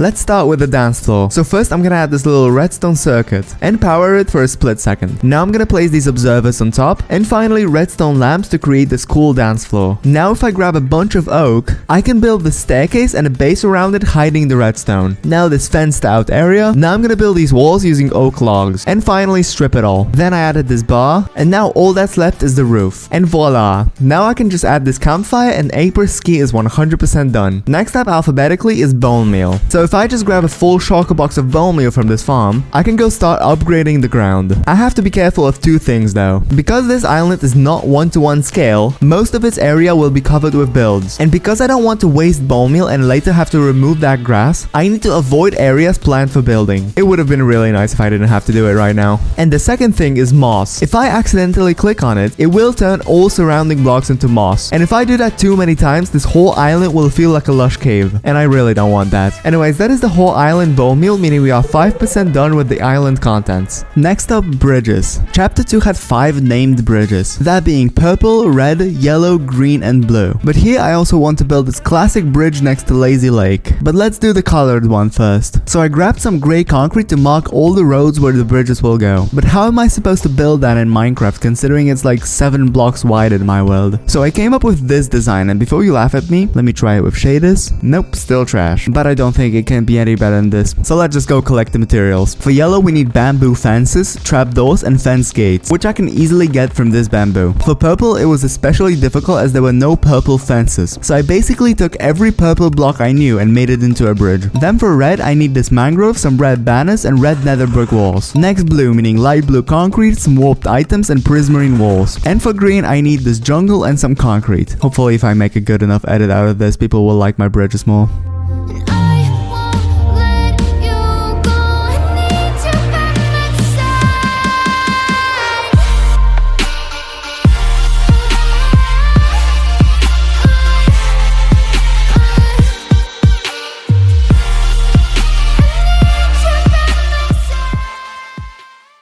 And lastly, this unnamed wooden bridge, which actually turned out pretty well, so I don't need to make an edit. As you can see, I usually try to make these builds as interesting as I can. But for this one, I don't know what to say. It's just a chair. When I wrote this down, I was convinced it was one of these massive chairs that you can edit, but apparently Chapter 2 doesn't have those. Moving on to something more interesting. Camp Cod is a small island featuring items from the Chapter 1 map, like this broken clock from Tilted Towers and much more. And props to them for collecting the most illegal removed banned items in survival Fortnite. I bet they will get millions of views. I've been waiting to use these blocks in a build for so long. This is copper trapdoor and copper grates, which are perfect for these old rusty locations. And now if I place some more copper type blocks, it looks like a pile of trash, but a good pile of trash. That was the goal. Now I'm gonna build this little watchtower, and this section of the island is fully done. Now if I place these targets, we have this shooting range just like on real Camp Cod. Here I can place copper trapdoors again, this deep slate water tower, and an andesite building. But for the roof, we're gonna use 3 more new blocks. Polished tough stairs, and regular tough stairs. And now the only thing left is this brick house with a dark oak roof. And that's Camp Cod, ladies and gentlemen. Next up, Craggy Cliffs, the first named location on this list. The building style is very similar to Lazy Lagoon and Happy Hamlet from Chapter 1, which when converted to Minecraft is mostly made out of white terracotta, spruce, and bricks, except for the Sticks restaurant. But we'll get to that later, which weirdly enough is ran by fish people selling fish sticks. So I have all the spruce needed and the bricks are smelting over there. But in the meantime, I need to collect all the terracotta. And after only about 20 minutes, I have all the materials for most of this gorgeous town. So without much further ado, and no unnecessary digressions, additional preamble, and unwanted delays, let's get into it. First, I build the... Oh, it's done. So for the fish people's fish bar, we need some cobblestone, acacia, quartz, oak leaves, and stripped birch wood. Perfect. So if I just... Boom, that's Craggy Cliffs done. Next up, another named location, Dirty Docks, which partially resembles Dusty Depot from Chapter 1. Generally, I never really like this location that much, except for that one clip I hit. Watch this.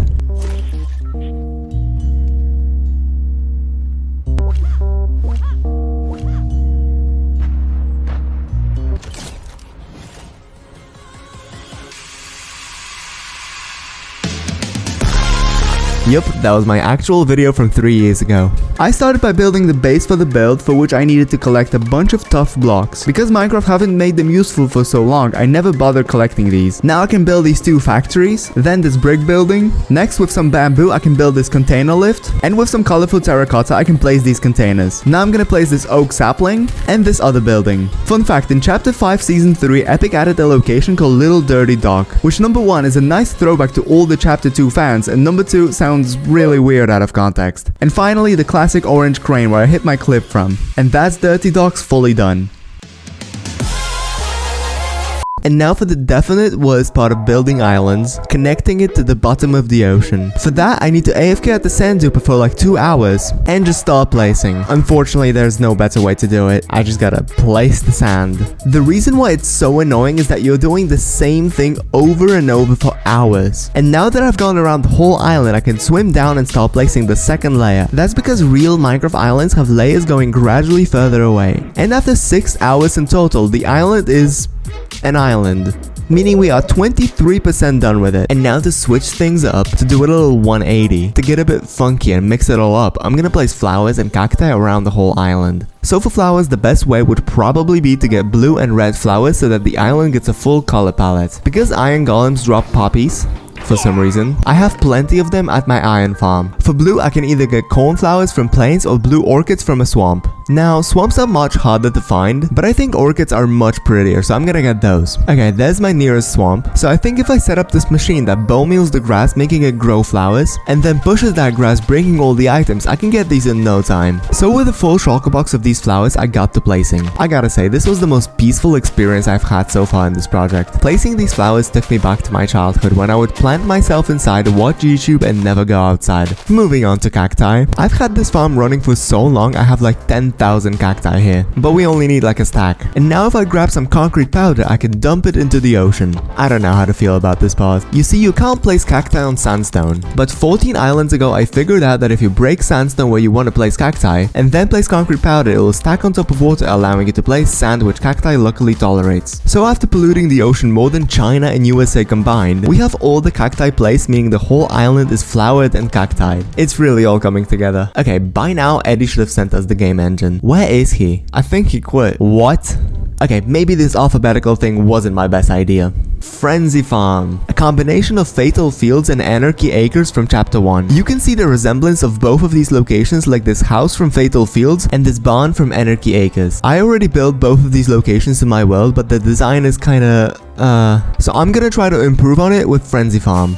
First, I want to build all the farms. So if I place this mossy cobblestone slab, I can hide water under it. This makes it so that crops can grow 4 blocks in every direction from it, meaning there won't be any awkward water blocks sitting in the middle of each farm. Now I can turn this area into farmland and repeat that process for 2 more farms. Now I can plant the crops and finally place fences around them. Next, I'm gonna build the barn, which I borrowed from Ludendorff on my GTA 5 island, but changed the colors to match the one at Frenzy Farm. This one is mostly made out of acacia, quartz, and diorite, which were fairly easy to collect. And finally, I'm gonna build a big farmer's house, for which I need loads of stripped birch wood, spruce planks, tough stairs, and some other easy items. Frenzy Farm is the biggest location when it comes to area, but it's actually one of the easiest ones to build. The really difficult ones like Lazy Lake or Sweaty Sands are still coming later. Comment down below, Zenith is a big, tough guy if you like the new tough blocks in Minecraft. Okay, what am I doing? Moving on to holly hedges. Like the name suggests, the build is surrounded by hedges, aka bushes, aka oak leaves. It has a lot of small houses, each in a different color, and a garden center in the middle. So I'm gonna start with the garden center, and then we'll use 6 different wood types to build the surrounding houses. So I grabbed some bricks, deep slate, and copper, and recreated this simple building. Now we need 6 wood variants, and from each we need planks, stripped wood, and doors. First bamboo, then oak, crimson, acacia, cherry, and mangrove. And finally for the roofs we need blackstone, stone, and tuff, meaning I can go finish holly hedges.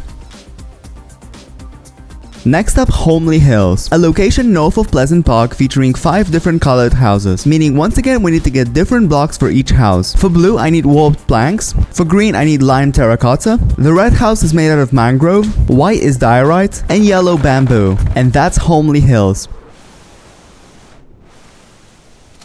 Hydro 16, the 13th location on my list. This location features a massive hydro dam and a power building that feeds water from the river to Slurpy Swamp. For the building we need mostly bricks, some deep slate, grey concrete, cut copper blocks, and iron bars. For the dam all we need is smooth stone, and those are all the materials collected. So let's just... And that's Hydro 16. Damn. Lake Canoe is a small lake with a lodge and 3 docks. Let's start with the yellow lodge. As usual, for yellow builds we need bamboo, and I have loads of it now. So let's quickly build that house. And now I can place a couple spruce slabs to make the docks and add small buildings next to them. And while we're at it, let's build this canoe on the lake. Right now it's just floating, but later when we add water everywhere, it will look sick. Generally, it was a pretty easy location to build, nothing crazy going on. Lazy Lake, the tilted towers of Chapter 2. I never chose to land here because of the sheer chaos that this place brought. If you landed elsewhere and suddenly half of the lobby was gone before you opened your first chest, you knew exactly where all these people went. I know I spent hours collecting this grass and moss, but for this town I need to replace most of it with smooth stone where buildings will go, and grey concrete and stone for the roads. So let's do all these buildings, starting with the smallest ones, meaning these 2 houses with slanted roofs. Then this tiny restaurant with an outside dining area. Next this simple modern house, then another simple modern house, this one with a yellow accent. Next this not so simple modern house, for which I needed to go to the end to get all the and stone. Now this no sweat insurance building made with smooth stone and light gray concrete powder. And finally the tallest building in Lazy Lake, which in Fortnite looks the most like it's made out of tough bricks. So I had to collect those, meaning I could go and finish that location. Contrary to Lazy Lake Island is a painfully simple location to build. First I built this copper pile of trash, then this helipad,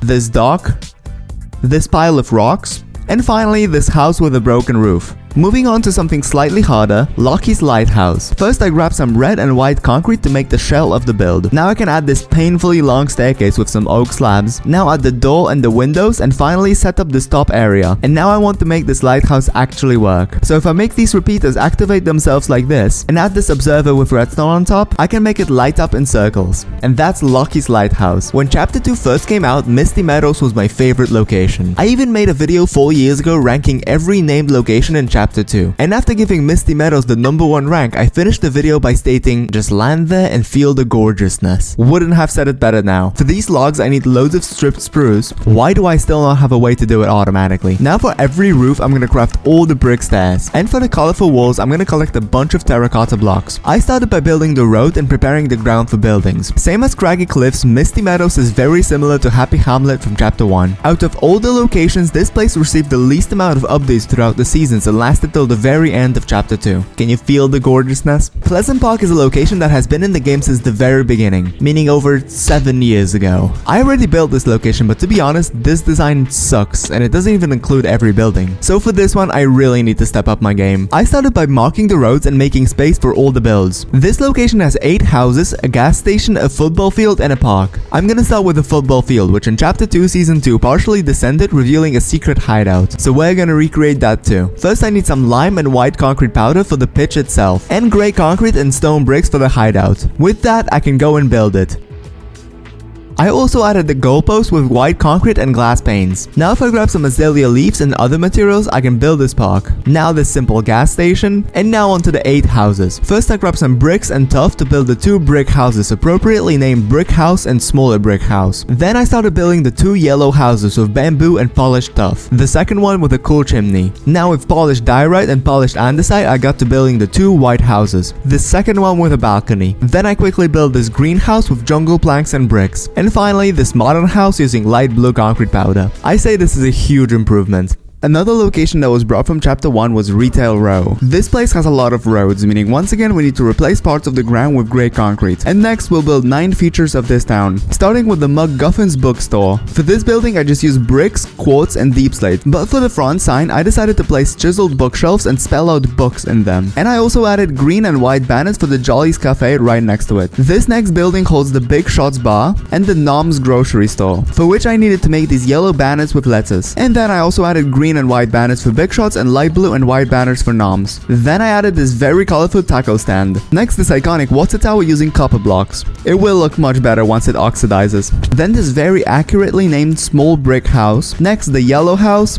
Then this simple blue house. And finally this big brick house with a small basketball court attached to it. And that's Retail Row done, putting us at 58% with the total things to do. Risky Reels is an iconic location from Chapter 1. It's a drive-in theater that once held a Star Wars event and often played countdowns for events on the main screen. I'm gonna start with a fence around the whole thing. Then this birch house with a balcony and a diorite roof. And now this alien looking thing, which, don't worry, it's just a staircase. But now I can place the screen using white concrete, and the only thing left are the cars, which I once again took from my GTA 5 map and tried to fit as many inside as I could. This guy is gonna have his neck turned for the whole movie. Next up, finally something that isn't a massive named location. Rivers. So I grabbed 2 water buckets and started filling in all the rivers. This step made me realize just how many rivers were in Chapter 2, which meant this part took longer than I expected, but it was kind of fun nonetheless. This step will significantly improve the visual look of the island, like making this canoe actually float or finally adding some life to the swamp. And now we can also use the Hydro 16 dam to quickly traverse down. This island looks absolutely beautiful. Make sure to subscribe if you're enjoying this. Next we have a streak of 10 massive locations in a row, starting with Salty Springs, where there are 5 houses and a gas station. I always found this location to be extremely boring and uninspiring.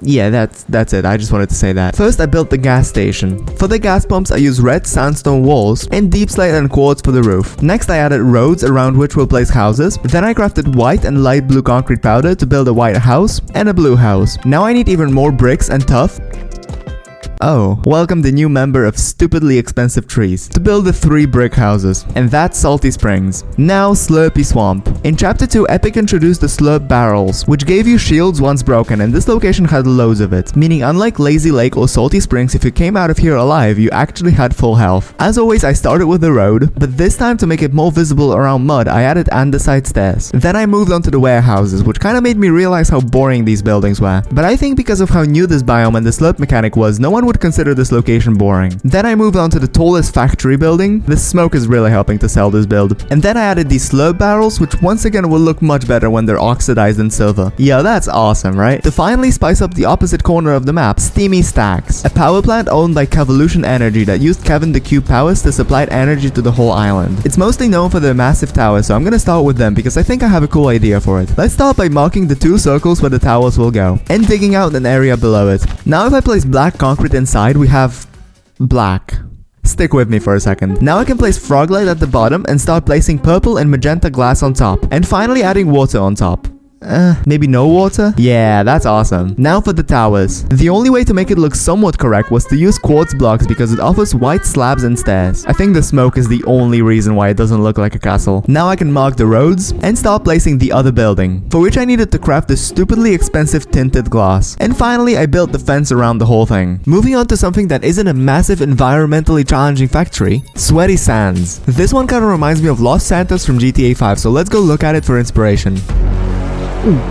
Why did I show this to you? Now the Fortnite Island will look tiny. I hate to be repetitive, but this location will once again start by me marking the roads and pavements, as it's important that later we can actually fit every build inside. Then I moved on to the pier, for which I need a bunch of oak items and finally some light blue concrete, warped slabs, and sandstone for the ice cream stand at the end. Next I built this small gas station, and next to it this skate park with deadly ramps and yeah, no, I'm pretty sure this one is wheelchair friendly. Next I built these 3 beach houses with bars attached to them separated by a parking lot. Next is RV park where I could only fit 3 RVs, which once again are from the GTA 5 map. Then this small house, and next this club. Then I started building the Grand Hotel with an outside walkway to a pool with a great view. I would love to spend my vacation here. I remember when Fortnite created first release and the first thing I did was build a massive hotel inspired by the one in Paradise Palms. And finally I placed some towels and umbrellas on the beach. In Chapter 1, one of my favorite locations was Paradise Palms, which was very similar to this. So when Chapter 2 came out, I was often landing here. And in my video ranking every location, I put Sweaty Sands at number 2. And that's Sweaty Sands done. Next we have 6 locations that start with the, meaning they're a big deal. That being the Agency, the Grotto, the Orchard, the Rig, the Shark, the Yacht. What was the first one? The Agency, the HQ of Midas, the main character of that season. This location played an important role in the entirety of Chapter 2. Below the Agency, Midas tried to build a device that will stop the storm, ending the infinite loop of the Fortnite game. Instead, the storm turned into water, flooding the island, which transitioned to Season 3. When I was designing the Agency, I realized that the only blocks that would fit that building style were quartz bricks, and I need almost 1,000 of them. You can get quartz from either mining it in the Nether, trading with villagers, or bartering with piglins. I already have a setup where I can AFK the gold farm and then go straight to 100 trapped piglins and trade with them. And this machine will filter all the items, giving me only quartz. So now I need to AFK here for an hour or 2 until I get all the quartz. And after about 2 hours in total, I have all the quartz needed. Now I just need to collect deep slate, andesite, and craft black stained glass panes. Cool thing about building the Agency was that I didn't need to prepare the ground or build different houses. Plus, it only used 7 different blocks for the whole build, which always makes building easier. And that's the Agency. It looks scary. Like intended.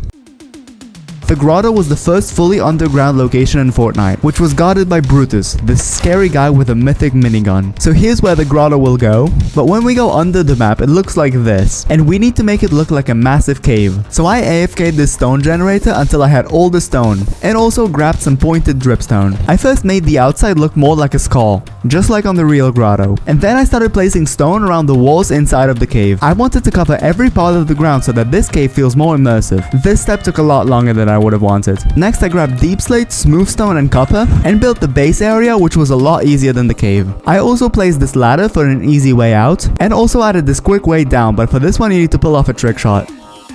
Let's go. The orchard is the last POI on this list. It features a market, a barn, a house, and 2 farms. For the farms, I used mossy cobblestone again to hide the water. Then I built a fence around the whole thing. And now I need to collect some diorite, andesite, deep slate, and tuff. And I can go build everything. I know it's not really an orchard without the trees, but that's a whole another step for later. So I'm gonna leave it as that for now. Perfect, that was pretty easy. The rig, on the other hand, is a massive oil rig and a base for one of the Season 2 bosses, TNTina. Let's start by marking where all the platforms will go. So I have all the concrete and deep slate for the whole build. But I need to go collect quartz and craft all the copper blocks needed. So I went and quickly built it. Turns out the rig wasn't as difficult as I thought. But lastly, let's add this TNTina. That looks so goofy. I risked my life for this single joke. But now we've done 30 out of 34 things to do, putting us at 88%. The Shark.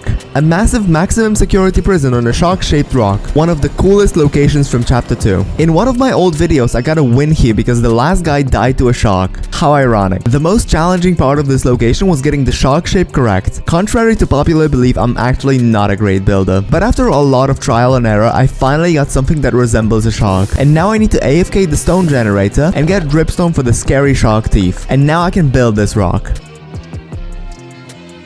Yo, that's awesome. But now onto the prison. First I built these 4 watchtowers, then the 3 buildings for prison cells, and finally these 2 fenced out areas outside, one for walking and the other one for basketball. And that's the Shark. The yacht is another really cool location. It started as a base for Meowsicles, but later in the season it was taken over by Deadpool and turned red. But we're gonna build the old white one. For this location we need a bunch of quartz and white concrete for the shell of the yacht. Now a lot of spruce for the floors, and some other fairly simple materials, meaning I could go and build it. This build was designed by Constantinople on Minecraft schematics, but to match the one from Fortnite I changed some of the colors and added this yellow helipad at the front. Also, for safety purposes, let's remove the water from inside the yacht. And that's the yacht fully built.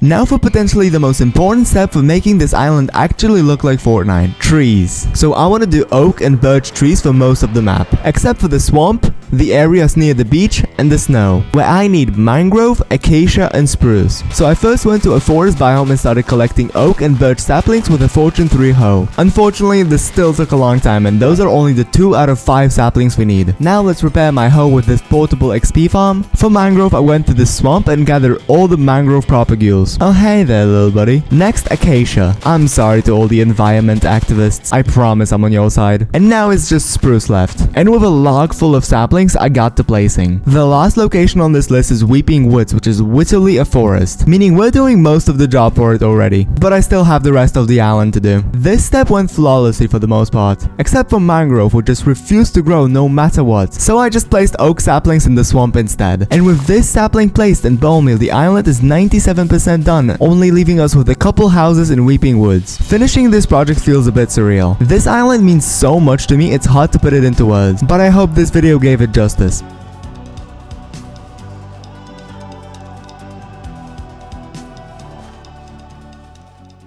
I haven't played some of these games in 10 years, so to bring back the old memories, I'm gonna build a massive phone in the middle surrounded by 9 islands for the most iconic mobile games of all time. So I started by quickly building the outline of the phone, and as you can see, it's huge. But now to make it 3D, I'm gonna extend it up that many blocks, and do that all around the build. Later, I'm not only gonna recreate what each game looks like, but also how it works, meaning I'll be able to play on it with my friends. This is gonna be so fun. Now for the screen.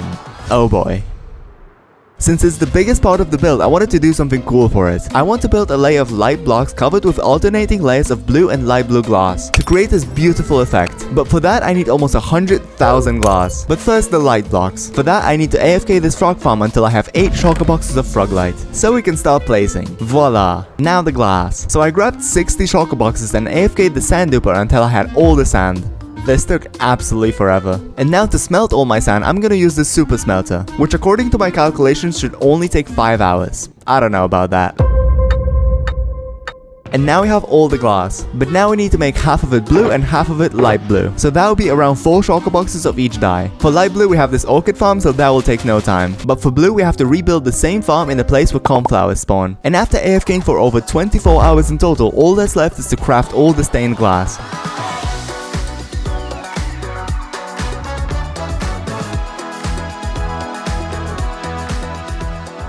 Now I'm gonna place this dynamic island cause yeah, we're building an iPhone. Now these icons and time, this navigation line, and these slots for game icons. And as we recreate every game, I'm gonna fill in each gap. The first one being Geometry Dash, where I want to build an actual working level. But first I need to build the island.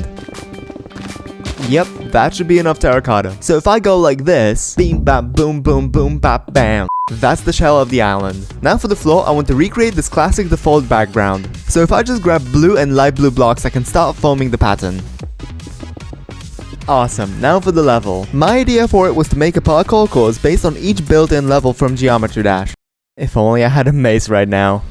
For Stereo Madness, we're gonna start simple with these easy jumps with spikes between them. But as we move on, the obstacles will get harder and harder, like we're back on track, which introduces jump pads. So we're gonna recreate them with pistons and slime blocks, just like that. Now you have to time the jumps in order to progress, and ow! When you do, it's really satisfying. And here I'm using powdered snow with carpet on top to negate fall damage. Next we skip all the way to Clutterfunk by introducing saws into the design. I really wish these could deal damage. Next up, this Theory of Everything section decorated with vines just like in this part of the level. Electroman Adventures introduces a new block design for which I'm gonna use glazed terracotta. Now for Clubstep, I'm gonna recreate these disappearing blocks with glass. Electrodynamics introduces speed. So we're gonna quickly set up the most satisfying part of this level. This right here is the same design as the jump pad from earlier. And up here, this machine pulls the slime block back and forth, allowing for this awesome boost. Just like that. For Hexagon Force, we're just gonna use the same design as for Electroman Adventures. Geometrical Dominator features colorful blocks and movement, just like in this memory part. Damn, I love this game. So for this section, I'm gonna have pistons moving up and down with slime attached to it with concrete on top. Deadlocked was part of the same update as the previous level, but with fire and a mostly dark design, just like in this section. And here's that part. It's kinda hard to see, which makes it more difficult. For Finger Dash, we're gonna use lava and netherrack to recreate its style. One of the most notable features of this level is the sliding orb. So to recreate that in Minecraft, I'm gonna place some honey blocks making you slide across this gap. Similarly, Dash, which is currently the final level, uses red in the design. Since it's the end of my level, I wanted mostly easy jumps here. And at the very end, we'll place a finish line and powdered snow so you don't take fall damage. And that's the whole level complete. The only problem being that this island doesn't look like Geometry Dash yet. So to fix that, let's quickly build these 3 cubes. This one referencing one of my favorite Geometry Dash YouTubers from back when I was a kid. Next, this flying ship with my very own cube sitting inside. And finally, these spikes for which I need skulk veins. Now we're just gonna connect it to the phone with glass and frog light. And voila, 1 out of 9 islands is complete. You've seen Subway Surfers everywhere. Is your grandma capable of murder? If your anus was this big... So today, it's finally gonna end up in my world. As always, let's start by building the island. Subway Surfers had a lot of themes. My favorite being the Tokyo one, so we're gonna recreate that. My plan is to build a rail in the middle and surround it with a city covered in cherry trees. So let's quickly build the main obstacle course. We're gonna start with some basic trains with ramps, then this tunnel type thing, some more trains, this tall barrier to crouch under, and one last tunnel because we ran out of the island. Now we gotta build the surrounding blocks. For that, I'm gonna smelt some cobblestone and turn it into stone bricks. Now I'm gonna build this rainbow at the sand duper and gather concrete. We also need some end rods, which I'll craft for once. Finally, I need 600 colorful wool to craft banners to place on the buildings, meaning I can start building the city. I also built these 2 advertisement banners, and at last I placed a bunch of cherry saplings around the island to complete this game. These particles are really carrying the build. Can you guess what the next game is? I'll give you a second. Angry Birds is one of the most popular games of all time. They even made 3 movies out of it. And when we're done building, I have something sick to show you about this build, so stick around. For the base of the build, I referenced this classic ground with blue and purple blocks. Now I'm gonna place a bunch of bushes on the ground to complete the environment. Now for the level. Let's start by constructing this slingshot, which doesn't look like a slingshot yet. But if we trap 2 chickens here and attach them to the fence with a lead, we get a sick looking slingshot. Now if I grab a bunch of oak and craft some of it into fences, we can start building the wooden platform. Now for the final details, we'll place some ice like this and these small stone platforms. And that's the island complete. But now for the cool thing I promised. If we install the physics mod and in the creative copy of this build place a bunch of TNT minecarts, we can shoot them with a flame bow and get this. Just like in Angry Birds. This is so fun. If you want to try it out, you can download this from the description below. And if you want to explore the whole build, you can get that over at my Patreon. Have you ever just wanted to In Fruit Ninja, you can. This game is so addictive yet so simple. So for the recreation of it in my world, I want to capture the moment of slicing a bunch of fruits with one swipe. Just like this. Yeah, but now we need the fruits and later the platform below it. But first, let's build the fruits that weren't sliced. So if I grab lime concrete and some terracotta, I can build this pear. But it's missing something. Perfect. Next, the pineapple, which uses one of my most clever designs. If I go on the nether roof, I can go to my bee farm and grab all the honeycombs. This block already looks like a pineapple. No, that's not the design, but that's staying here. I can now get a bit of jungle leaves and start constructing the pineapple. That looks awesome. Before we get into the sliced fruits, I want to construct the one and only obstacle in this game, which is this cute bomb. To build it, I need to collect some blackstone and craft a couple campfires for the smoke, meaning I can quickly build it. Now for the 4 sliced fruits. The first one being a banana. I started with a basic yellow shape cut in half, and then added white terracotta for that tasty inside. Next is juicy red concrete apple, for which I once again used white terracotta, but for the seeds I went with brown mushroom blocks. And that definitely looks like a sliced apple. Take that, Tim Cook. Moving swiftly to the coconut, we're gonna use brown concrete for the shell, white concrete for the separating outline, and white terracotta for the inside. Why is this making me hungry? Finally, for the watermelon, we'll use melon blocks with lime terracotta to imitate the stripes on a watermelon. Then we'll use white terracotta for the outline, the one that tastes like a cucumber. And finally, this tasty red inside with black seeds. I need to go eat something. Now let's quickly build this island, but for the floor, I want to recreate this wooden background. So let's grab some spruce wood and start forming the pattern. Now let's fill it in with spruce planks, but now the contrast is way too strong, so let's strip all the wood and voila. That's the Fruit Ninja Island complete. Next up, a game where we'll once again recreate an actual working level. Temple Run has a lot of character when it comes to design, meaning we need a lot of weird blocks for it to look authentic. First on the agenda is 54 stacks of mud. Epic. So I de-swamped this swamp until I had 2 shulker boxes of swamp. Wait. Next we need 15 stacks of mangrove roots to craft muddy mangrove roots. What a beautiful block. Next we need 100 hay bales that will turn into wheat and use it to pack some of this mud. And also craft mud bricks and mud brick walls. Now if we take this moss and cobblestone, we can craft mossy cobblestone. And also mossy stone bricks. I think you can already paint the picture of what this island will look like. So let's start building. Next, I built the outline of where the level will go, and planted a couple jungle trees, meaning now I can flood the surroundings. Next, I bone meal the water to give it an overgrown effect. Next, I need to extend up the outline. Then place the muddy floor with some parts missing for the obstacles. Then I also added a wall around the whole maze. And for the first obstacle, we'll place smaller jungle trees on the path to jump over or crouch under after I add these slabs. Going back to the beginning of the maze, we'll place these blackstone blocks to mark the start. Next, I'm gonna place lava here, and trap those over it with some of them being open. Next, I'll place this netherrack and set it on fire. Then this huge lava gap to parkour around. Some more netherrack on fire, and this cool finish line. If you download this build, let me know how fast you can speedrun it. My best is 15 seconds and 28 seconds without jumping over walls. Anyways, that's the whole Temple Run island done, meaning we can move on to Flappy Bird, a game about jumping with a bird between green pipes. Let's start by constructing the platform, for which I just needed to get more concrete. For the ground, we'll place this layer of dirt and this single piece of grass. And now if I time-lapse it, we have a gorgeous grass floor. Now I can bone meal it and we'll be able to place the pipes. Before we do that though, I'm gonna place these clouds in the background. And now this random floating fence, because I want to spawn a floating chicken to act as the Flappy Bird himself. There we go. Now if I attach it to the fence with a lead, we have a flapping chicken. That's close enough. Now if I gather some terracotta and color it with lime dye, then gather some lime concrete powder and turn half of it into solid concrete, we'll be able to start building. But now the top kinda cuts off in a weird way. So to fix that, I'll place some green and lime glass so it fades away. And that's the Flappy Bird Island fully complete. Moving on to one of my favorite mobile games of all time, Plants vs Zombies, where we will build a classic white and red house in the garden where the game takes place, with some plants and zombies like the name suggests. But starting with the island, we'll build this basic shape but leave the floor empty for now. This ground will have 3 sections: diorite floor for the house and the sidewalk, the grass grid for plants and zombies, and a small grassy field. Let's start by collecting some diorite.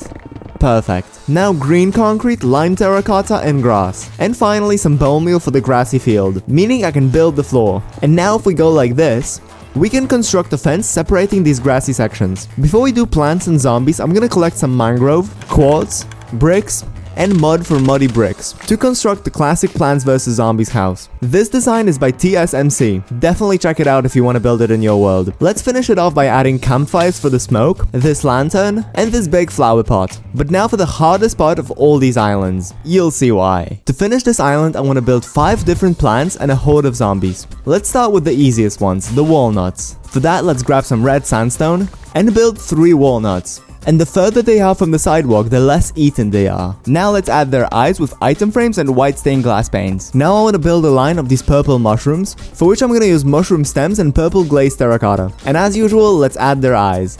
But now things get a bit more complicated, because in order to get the plant shape correct in a 2x2 area, we need to use armor stands and push them right between the 4 surrounding blocks. Let me try this. Okay, that's good enough. But now I can't place blocks over it, and the only way to get them there is by pushing them with a piston. But look, if I push just 1 block at a time, it will move the armor stand away from the center. And now I have to push it there again.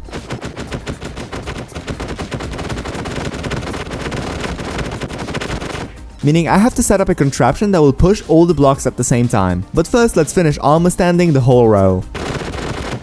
Yep. And now if I we can flick this lever and... Yo! Now we can place more concrete, glass, and these eyes. And that's the sunflower done. But now we have to do all this armor stand stuff for this row as well. Oh boy. But first, let's place this azalea and push all the armor stands into place. Finally, to have a stem that looks like the pea shooter, we need to place colored leather armor on the stands. Now we can quickly push all the concrete with the same machine azalea. And now if I just quickly finish these plants, it's almost done. It's just missing something and I don't know what. Oh, but we can't really use real zombies because they will just walk around and burn in daylight. So instead, we're gonna use armor stands again. However, that doesn't look like a zombie yet. You know where I'm going with this. We need 16 zombie heads. And if you didn't know, the only way to get zombie heads is to get a charged creeper to blow up a zombie. So let's grab a channeling trident, a bunch of totems, and start trapping zombies while we wait for a thunderstorm. Come on, just walk in there. Oh. Come on, let's go. 1 at a time, please. Get wrecked. I managed to trap all 16 zombies, but there wasn't a thunderstorm yet, so I decided to trap creepers as well, so that we have everything prepared. But this wasn't gonna be as easy as with the zombies. For creepers, I used the classic piston trap, and hoped it would work. I mean, I guess that's working. Alright, that's all 16 traps set up. We just need 15 more creepers, a thunderstorm, and a lot of luck. Let me just name tag them. Oh! I managed to trap 7 creepers in one night. Some of them just walked in there. So then, during the day, I built obsidian enclosures for trapped pairs so that nothing can go wrong with the ones we already have. I mean, something could still go wrong, but I would have to get very unlucky. If you're wondering, I have like 30,000 obsidian left from completely removing the end in episode 6. Okay, those are all the creepers and zombies trapped. And now we wait. This part was pretty stressful because usually a thunderstorm lasts about 10 minutes, and I needed to charge 16 creepers, and with skeletons, phantoms, and spiders constantly harassing me, it was not an easy task. But creeper after creeper with time ticking down, I was able to barely make it in time and charge every creeper. So now I can grab a shield and detonate every single one of them. That was not supposed to happen. Okay, but we have 15 zombie heads, that's fine. We're just gonna leave this place as it is. Yeah, I didn't want this armor stand here anyways. And now if I just place them, that's the Plants vs. Zombies island done. And this whole build is really coming together. We just have 2 more games to complete this project. Crossing Road is a game about crossing a road as a chicken while cars and trains are trying to stop you. For that, I'm gonna build an obstacle course with 6 deadly traps. So let's build the island, and after that we'll set up all the obstacles and later add cars, trees, and coins. For the first defense, let's add these powered rails and power them with these levers. Now to act as a deadly train, we'll add a TNT minecart, for which I'll now have to watch out while building. In Crossroad, one of the most notable obstacles are these moving logs, but to actually make this dangerous, we'll use lava here. So first let's add stripped crimson hyphae as it won't set on fire like other logs would, and quickly go to the nether and grab 5 shulker boxes full of lava, meaning now I can place it, and that's 2 out of 6 traps set up. Next, let's quickly add another train, and now I'll go to a spruce forest and collect some sweet berries, and place them like this. Now let's add these cobwebs to prevent people from cheating and going around the island. Next up, if I flood this area and place these logs and lily pads, I can have this less deadly but more lore accurate obstacle. And for the final obstacle, we'll add these 2 train tracks and place more TNT minecarts. Oh, like nothing ever happened. Oh my god. No one will ever know. Now to make it a bit more colorful and a lot more vibrant, let's use colorful concrete to add cars and trees.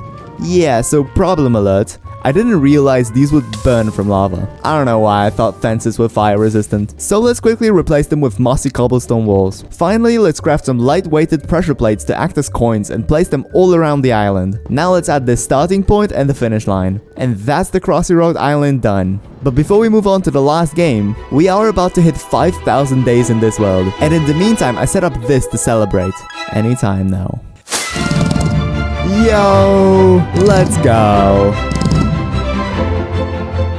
Now back to Poe. One of my favorite games from back when I was a kid. Poe is a game about raising a child, except the child is a boneless blob and always ends up almost dead every time you check up on him. To recreate it, we're gonna build a floating island for the last time, and on it have the garden with its awesome amenities. And in the center, we'll have the 1 billion luxurious silly mansion with 6 rooms found in game. The outside is split into 3 sections. First, the garden, where Poe has exactly 5 flowers. So we'll place them like this. Yep, there's not a lot to do here.